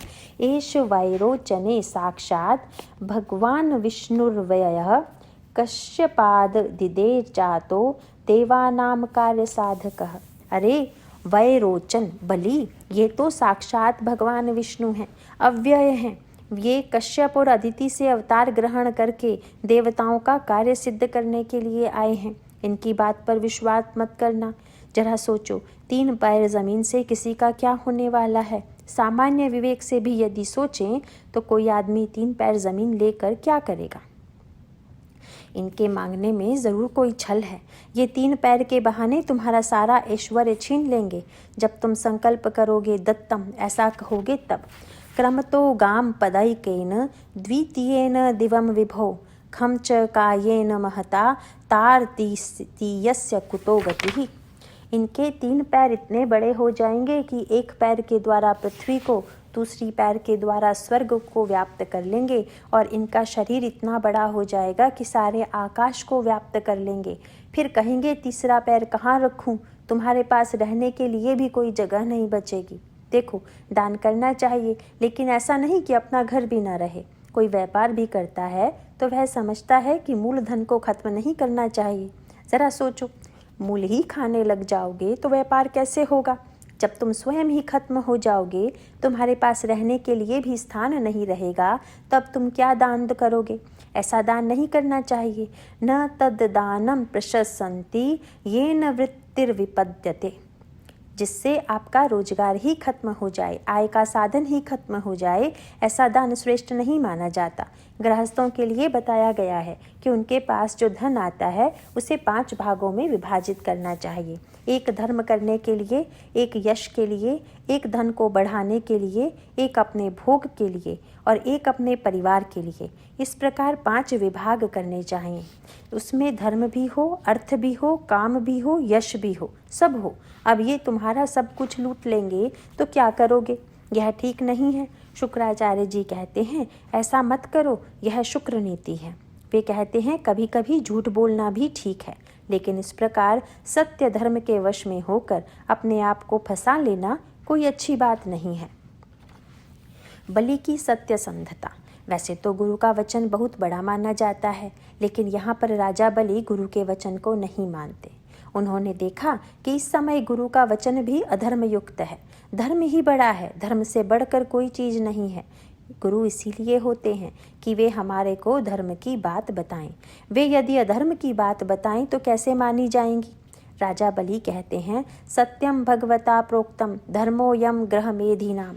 गृहस्थों के लिए आपने जो धर्म बताया कि इस प्रकार का दान नहीं करना चाहिए कि जिससे आपका सारा कारोबार ही खत्म हो जाए, सो तो ठीक है, लेकिन असत्य से बढ़कर दूसरा पाप भी तो नहीं है। यह लड़का मेरे सामने खड़ा है और कहता है मुझे 3 पैर ज़मीन चाहिए। अब यदि ऐसा मान लें कि बाद में यह बड़ा हो जाएगा, विराट रूप धारण कर लेगा, तो वह कल्पना ही होगी। सच बात तो यह है कि यज्ञ के समय ऐसा तेजस्वी ब्राह्मण यहाँ पर आया है और वह केवल इतनी सी चीज़ मांग रहा है, तो हम ऐसी कल्पना क्यों करें कि यह बड़ा हो जाएगा और मेरे साथ छल होगा। मैंने स्वयं कहा है कि तुमको जो चाहिए मांग लो, उसके बाद ही वह मांग रहा है। वचन का भी तो कुछ महत्व होता है।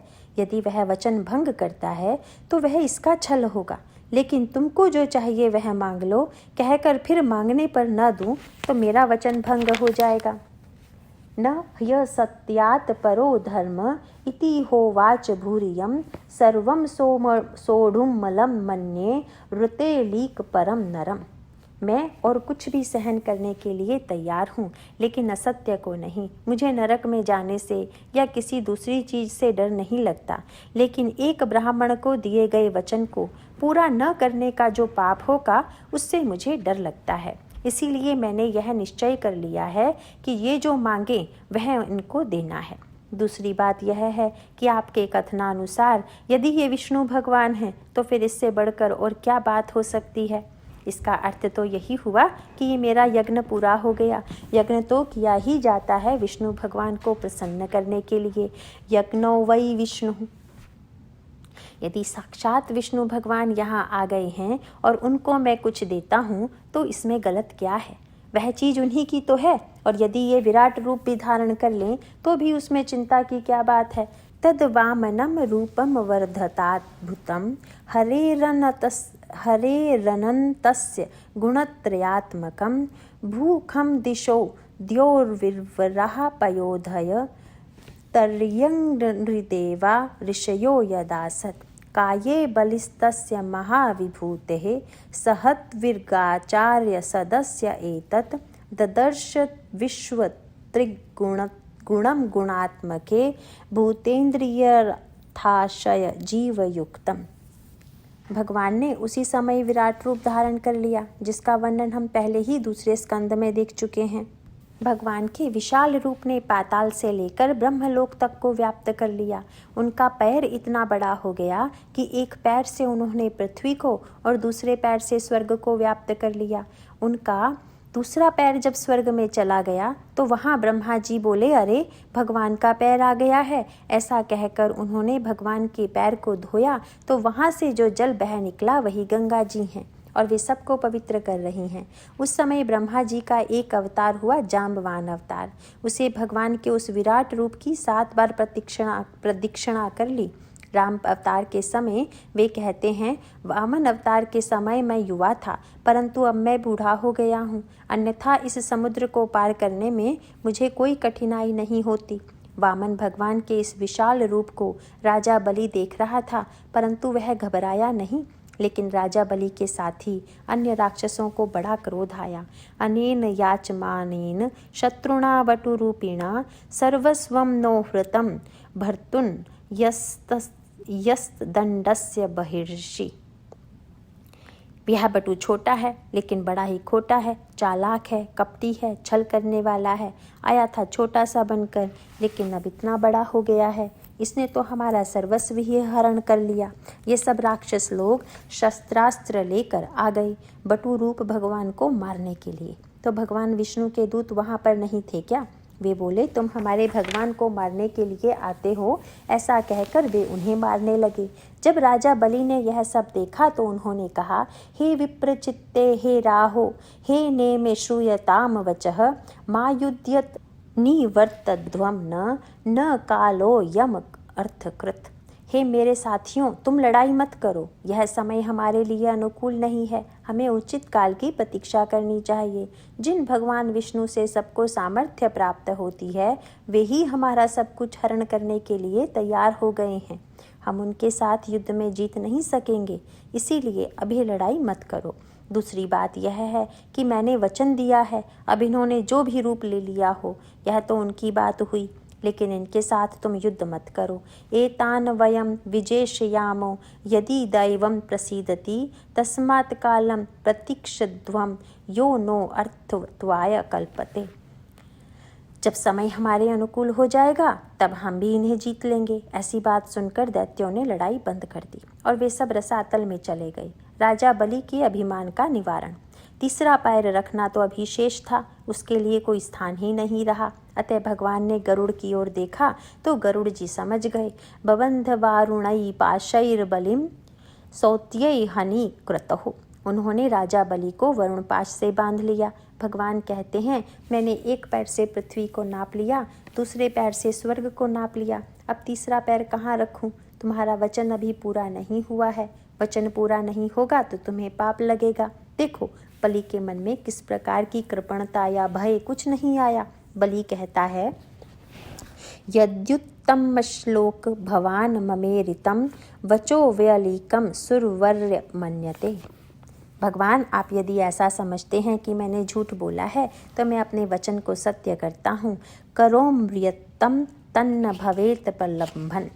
राजा बलि की महानता देखो, कहते हैं मैं अपने वचन को सत्य करता हूँ जिससे बाद में मुझे दोष प्राप्त न हो। जबकि बात यह थी कि भगवान छोटे बनकर आए थे और 3 पैर की ज़मीन मांगी थी, तो वास्तव में उन्हें अपने बटु रूप के परिमाण से 3 पैर बराबर ज़मीन लेनी चाहिए थी। तो क्या भगवान ने छल किया, झूठ बोला? ऐसा नहीं कह सकते। वह तो भगवान ने दूसरा रूप धारण कर लिया। बलि कहते हैं, पदम तृतीयम कुरु शीर्षण में निजम। यह मेरा मस्तक आपके सामने है, आप अपना पैर मेरे मस्तक पर रख दीजिए।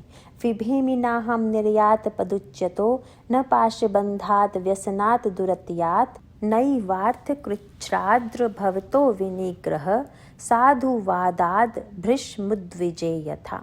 मुझे नरक से भय नहीं लगता है, किसी ऐश्वर्य से नीचे गिर जाऊं इसका भय नहीं लगता, कठिन से कठिन संकट से भी मुझे भय नहीं लगता, परंतु इन्होंने वचन देकर उसे पूरा नहीं किया। इस प्रकार की अपकीर्ति मुझे नहीं चाहिए। जब उसने ऐसा कहा तो देखो क्या आश्चर्य हुआ।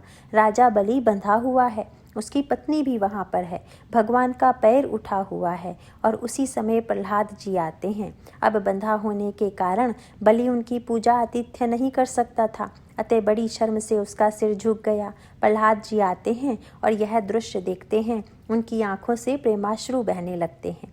वे सच्चे भक्त हैं, अतः उनके मन में ऐसा भाव नहीं आया कि भगवान मेरे पौत्र के साथ कैसा व्यवहार कर रहे हैं। प्रहलाद जी क्या कहते हैं मालूम है? कहते हैं, त्वयैव दत्तम पद्मैन्द्र मूर्जितम ऋतम तदेवाद्य तथैव शोभनम। भगवान, आपने इसको इंद्र पद दिया और अब उसे वापस ले लिया, सो बहुत अच्छा किया। मन्ये महानस्य कृतो हनुग्रहो विभ्रंशितो यच्छ्रिय आत्ममोहनात्। भगवान, मैं तो समझता हूँ कि आपने इसके ऊपर बहुत बड़ा अनुग्रह कर दिया, बहुत बड़ी कृपा कर दी। यह संपत्ति वगैरह तो जीव को मोहित कर देते हैं। उस मोह के वश में आकर व्यक्ति अपने आप को गिरा देता है, अभिमानी हो जाता है। आपने अच्छा किया जो इसका सब कुछ लूट लिया। यया हि विद्वान् अपि मुह्यते यत् तत्को विचष्टे गतिमात्मनो यथा। विद्वान लोग भी धन सत्ता प्राप्त करने के बाद मोहित हो जाते हैं, पागल हो जाते हैं, गर्व और अभिमान से भर जाते हैं। तस्मै नमस्ते जगदीश्वराय वै नारायणाय खिलालोक साक्षिणे। आपको नमस्कार है, पुनः पुनः नमस्कार है। मेरे परिवार पर आपकी विशेष कृपा है, आप उसका विशेष ध्यान रखते हैं। विंध्यावली भी भगवान की प्रार्थना स्तुति करती है। ब्रह्मा जी को लगा कि भगवान छल कर रहे हैं। यह बात उनको अच्छी नहीं लगी, तो वे कहते हैं, मुंचैनम वृत सर्वस्वम नायम रहति निग्रहम। भगवान, आप इसको छोड़ दीजिए। यह इस प्रकार के दंड का अधिकारी नहीं है। इसने ऐसा कोई गलत काम नहीं किया है। भगवान ने उनकी तरफ देखा, मानो वे कह रहे हों, तुम कौन वकालत करने वाले आ गए हो? उसने कहा भी नहीं और तुम ज़बरदस्ती आ गए। मान न मान, मैं तेरा वकील। ऐसा कभी होता है क्या? श्री भगवान कहते हैं, ब्रह्मा जी, आपको कुछ पता नहीं है। ब्रह्मन् यमनुगृह्णामि तद्विशो विधुनोम्यहम् यन्मद पुरुष स्तब्धो लोकम माम चावमन्यते। जिसके ऊपर मैं कृपा करता हूँ उसका धन लूट लेता हूँ। जिस संपत्ति के कारण मनुष्य मेरा, लोक का और समाज का अपमान करता रहता है, उस संपत्ति को मैं हर लेता हूँ। भगवान का यह बड़ा प्रबल वाक्य है। धन माने केवल पैसा ही नहीं समझ लेना। हो सकता है भगवान उसका शरीर स्वास्थ्य ले ले, उसका घर लूट ले, जो उसका प्रिय हो उस नाते रिश्तेदार को उठा ले जाएं। एक बार भगवान श्री कृष्ण और अर्जुन वेश बदलकर साथ साथ कहीं घूम रहे थे। वे एक धनवान के घर के सामने खड़े होकर भिक्षा मांगने लगे। उस धनवान ने कहा, भाग जाओ यहाँ से, हट्टे कट्टे नौजवान हैं और आ गए भिक्षा मांगने के लिए। भगवान श्री कृष्ण कहते हैं, तुम्हारी संपत्ति और बढ़ जाए। अर्जुन देखता रहा।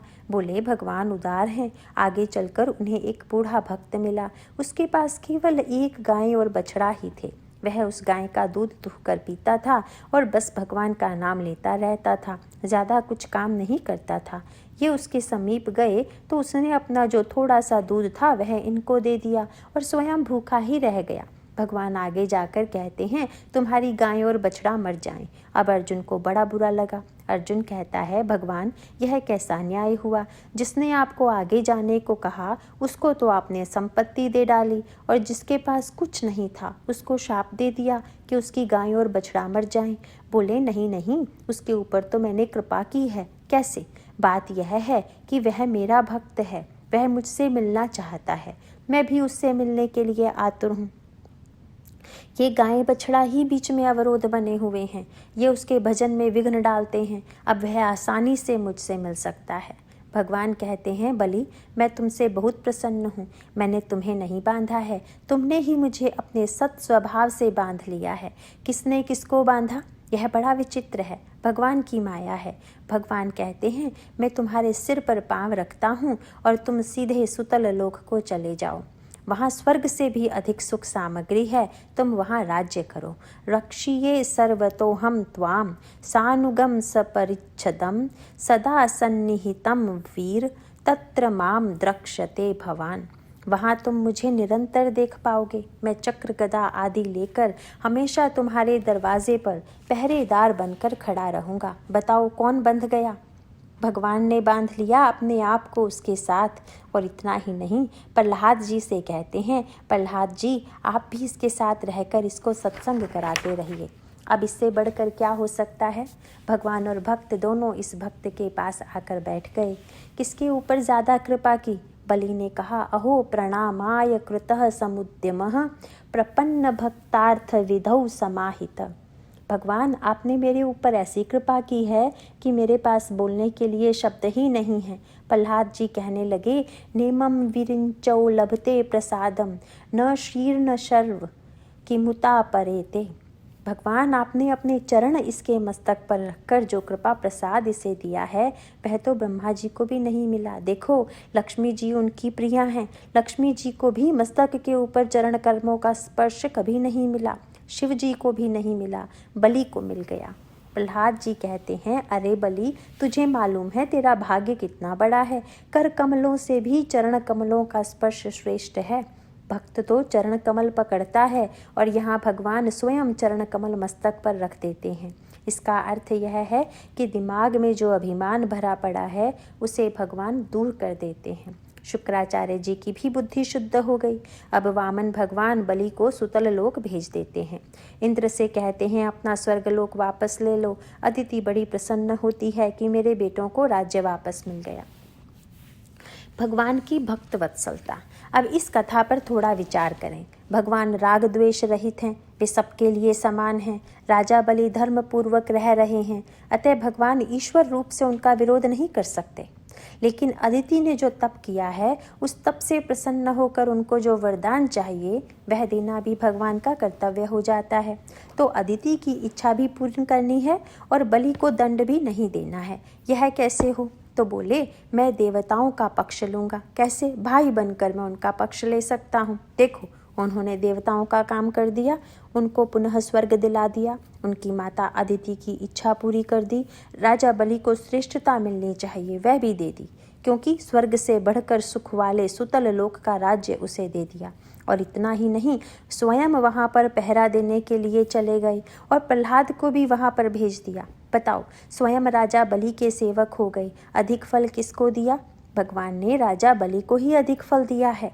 यहाँ ध्यान देने योग्य एक और बात है। एक पैर से पृथ्वी को, दूसरे पैर से स्वर्ग को नापना, यह क्या है? बलि ऐसा धर्मात्मा था कि उसने अपने पुण्य से इस लोक को और परलोक को भी जीत लिया था। और जीत कर ये लोक मेरे लोक हैं, मैं इनका स्वामी हूँ, अब इन्हें भगवान को दान कर रहा हूँ, ऐसा अभिमान भी कर लिया था। जो चीज़ अपनी है ही नहीं, उसका किसी को कैसे दान कर सकते हैं? एक तो इन लोगों को जीतना और यह मेरा है ऐसा अभिमान करना, ममत्व करना, दोनों ही गलत हैं। बलि को ऐसा अभिमान हो जाने पर भगवान ने क्या किया? उसके इहलोक और परलोक दोनों ही ले लिए। लोक तो चले गए, परंतु उसका अभिमान अभी शेष है। दुनिया में किसी चीज़ को छोड़ना उतना कठिन नहीं है जितना कि उसे छोड़ने का अभिमान छोड़ना। जैसे मैं सोचूं, मैं घर द्वार छोड़कर सन्यासी बना, परंतु कोई मेरे पाँव नहीं छूता।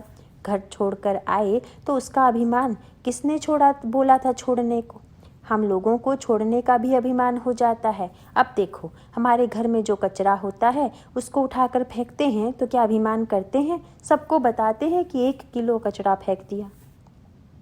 तो आखिर हमने कचरा ही तो छोड़ा है, कचरा ही तो त्याग करके आए हैं, उसका क्या अभिमान करना? लेकिन हमको उसका भी अभिमान होता है। भोग के अभिमान से त्याग के अभिमान को छोड़ना ज़्यादा कठिन होता है। तो भगवान कहते हैं, तुमने इहलोक छोड़ा, परलोक छोड़ा, लेकिन अब अभिमान को भी छोड़ो। राजा बलि समझ गया, उसने भगवान को अपना मस्तक दे दिया। भगवान, इसमें जो उल्टी बुद्धि पड़ी है आप उसको दूर कर दो।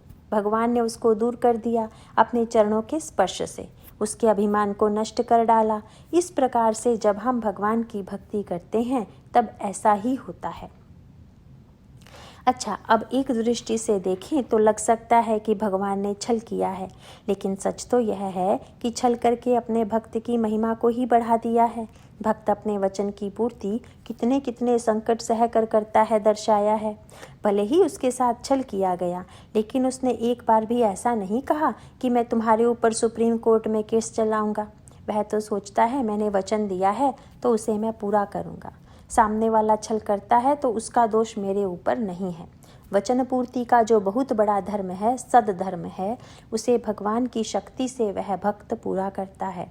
भक्त को बड़ा बनाने के लिए भगवान अपने ऊपर दोषारोपण भी सहने के लिए तैयार हो जाते हैं। ऐसे भगवान को छोड़कर और दूसरे किसी का क्या भजन करना। वे अपने ऊपर बुराई लेने को भी तैयार हैं। बोले, देखो मेरा भक्त बलि कैसा है। मेरे कपट करने पर भी, अपने गुरु के वचनों को छोड़कर भी वह अपने वचन पर दृढ़ रहता है। इससे बढ़कर क्या हो सकता है। यह वचन पूर्ति का सद्धर्म है। भगवान उसके गुलाम बन गए, उसके सेवक बन गए। जो अभिमान का त्याग कर देता है, भगवान उसके सेवक बन जाते हैं। एक बात और समझ लो, भगवान ने छोटे से रूप में आकर 3 पैर जमीन मांगी, जब दे दिया तो विराट रूप धारण कर लिया। इसका अर्थ क्या है। भगवान हमारे पास आते हैं छोटे से बनकर, कहते हैं 3 मिनट का समय दे दो, मेरा नाम ले लो। यह बहुत बड़ी बात है। हमारे पास ज़्यादा समय कहाँ है। तो ज़्यादा नहीं, बस 2-3 मिनट दे दो। राम राम राम 3 बार बोलो, बस ज़्यादा नहीं। और यदि उनको 3 मिनट देना प्रारंभ कर दें तो भगवान विराट रूप लेकर हमारे पूरे जीवन को व्याप्त कर लेते हैं। हमारा सारा जीवन भगवन्मय हो जाता है। तो वामन भगवान के विराट रूप धारण करने का यही अर्थ है। लेकिन मैंने एक जगह यह बात बताई तो एक आदमी ने कहा कि इसीलिए मैं नाम नहीं लेता, पूरा का पूरा समय यही ले लेंगे तो मैं व्यापार कैसे करूँगा। उसको दुकान की चिंता है, उसको इसका अर्थ समझ में नहीं आता। मिशन में भी लोग कहते हैं, पहले आप कहते हो थोड़ा समय दो और फिर पूरा मांगने लगते हो, तो लोगों को डर लगता रहता है। भगवान ऐसे हैं कि आपका जीवन पवित्र कर देंगे, पूरे जीवन में व्याप्त हो जाएंगे, आपका जीवन भगवानमय कर देंगे। यही वामन अवतार का रहस्य है। यह अत्यंत प्रिय अवतार है और इस पर जितना विचार करें उतना ही आनंद आता है। तथापि इसे यहीं समाप्त करते हैं, क्योंकि अब अगले प्रिय अवतार प्रसंग में प्रवेश करना है। इस प्रसंग के साथ ही 23वां अध्याय पूर्ण होता है। मत्स्यावतार। अब इस स्कंद के अंतिम अध्याय 24वें अध्याय में भगवान के मत्स्यावतार का वर्णन है। सत्यव्रत नाम के एक राजर्षि हुए। वे बड़े तपस्वी श्रेष्ठ पुरुष थे। भगवान अगले मनवंतर में उनको मनु बनाना चाहते थे। भगवान ने सोचा इनको मनु बनाना है तो इनको उसके योग्य भी बनाना पड़ेगा। तो उनको योग्य बनाने का उत्तरदायित्व भगवान स्वयं पर लेते हैं। राजर्षि में वैसे तो सभी गुण थे, परंतु थोड़ा सा अभिमान था कि मैं राजा हूँ और सबका रक्षक हूँ। भगवान ने सोचा इनका अभिमान मिटा दिया जाए तो ये ठीक हो जाएंगे और अगले मनवंतर के मनु बनने योग्य हो जाएंगे। देखो कितनी कृपा है। धर्म और सद्धर्म का अंतर हम देख चुके हैं। धर्म वह है जिसका आचरण हम अपनी शक्ति से करते हैं और सद्धर्म वह है जिसका आचरण भगवान अपनी शक्ति से करा लेते हैं। एक दिन राजर्षि सत्यव्रत ने नदी में स्नान करके अर्घ्य प्रदान करने के लिए जल उठाया तो एक छोटी सी मछली उनके हाथ में आ गई। जाने क्यों उसके ऊपर उन्हें बड़ा प्यार आया और वे उसे कमंडलू में डालकर ले आए। दूसरे दिन देखते क्या हैं कि वह बड़ी हो गई है। राजर्षि को देखकर वह कहने लगी कि कमंडलू का पानी मेरे लिए पर्याप्त नहीं है। राजर्षि ने उसे एक बड़े मटके में डाला तो वह पुनः बढ़कर उसके जितनी बड़ी हो गई। अब देखो, दूसरे ही दिन वह इतनी बड़ी हो गई। अरे, कोई मछली इतनी तेजी से बढ़ती है क्या। राजा सत्यव्रत ने सोचा कि मैं इसकी रक्षा करूंगा। यहाँ देखने की बात यह है कि भगवान उसके रक्षकपन के अभिमान को किस प्रकार मिटा रहे हैं। तो राजर्षि ने उसको उठाकर एक सरोवर में डाल दिया। वह और बढ़ गई और बोली, इतना पानी मेरे लिए पर्याप्त नहीं है। तो उसे उठाकर एक बहुत बड़े वृत्त में डाल दिया गया। वह पुनः बढ़ गई। इस प्रकार सत्यव्रत उसे अनेक बड़े बड़े सरोवरों में डालते गए, परंतु वह हर बार उतनी ही बड़ी हो जाती। बोले, अब इसको समुद्र में डालते हैं। समुद्र में डालते समय वह मछली राजा सत्यव्रत से कहने लगी, समुद्र में बड़े बड़े मगर अगर मुझे खा जाएंगे, आप मुझे समुद्र में ना डालिए। तब सत्यव्रत मुग्ध होकर उसे देखने लगे। वे नमस्कार करके बोलते हैं, हे मत्स्य महाराज, आप कौन हैं। मुझे तो नहीं लगता कि कोई मछली ऐसे दिन दूनी रात चौगुनी बढ़ती जाती हो। उन्हें कुछ समझ में नहीं आ रहा था। एवं विमोहितस्तेन वदता वल्लभ गुभाररितं तमाहको भवानस्मान मत्स्य रूपेण मोहयन। तो वे सोचने लगे कि मत्स्य का रूप लेकर कौन मुझे मोहित कर रहे हैं। कहीं भगवान स्वयं ही तो नहीं आ गए हैं यहाँ। ज्ञातुम इच्छाम्यदो रूपम यदर्थम भवता धृतम। पहले उन्हें लगता था कि मैं इस मछली की रक्षा करने वाला हूँ। अब उनका वह अभिमान नष्ट हो गया और वे कहने लगे, आप मत्स्य नहीं हो सकते। जिस कारण से आपने यह मत्स्य रूप धारण किया है, आप मुझे बताइए। सप्तमेद्य तनाधूर्ध्वम हन्ये तरिंदम।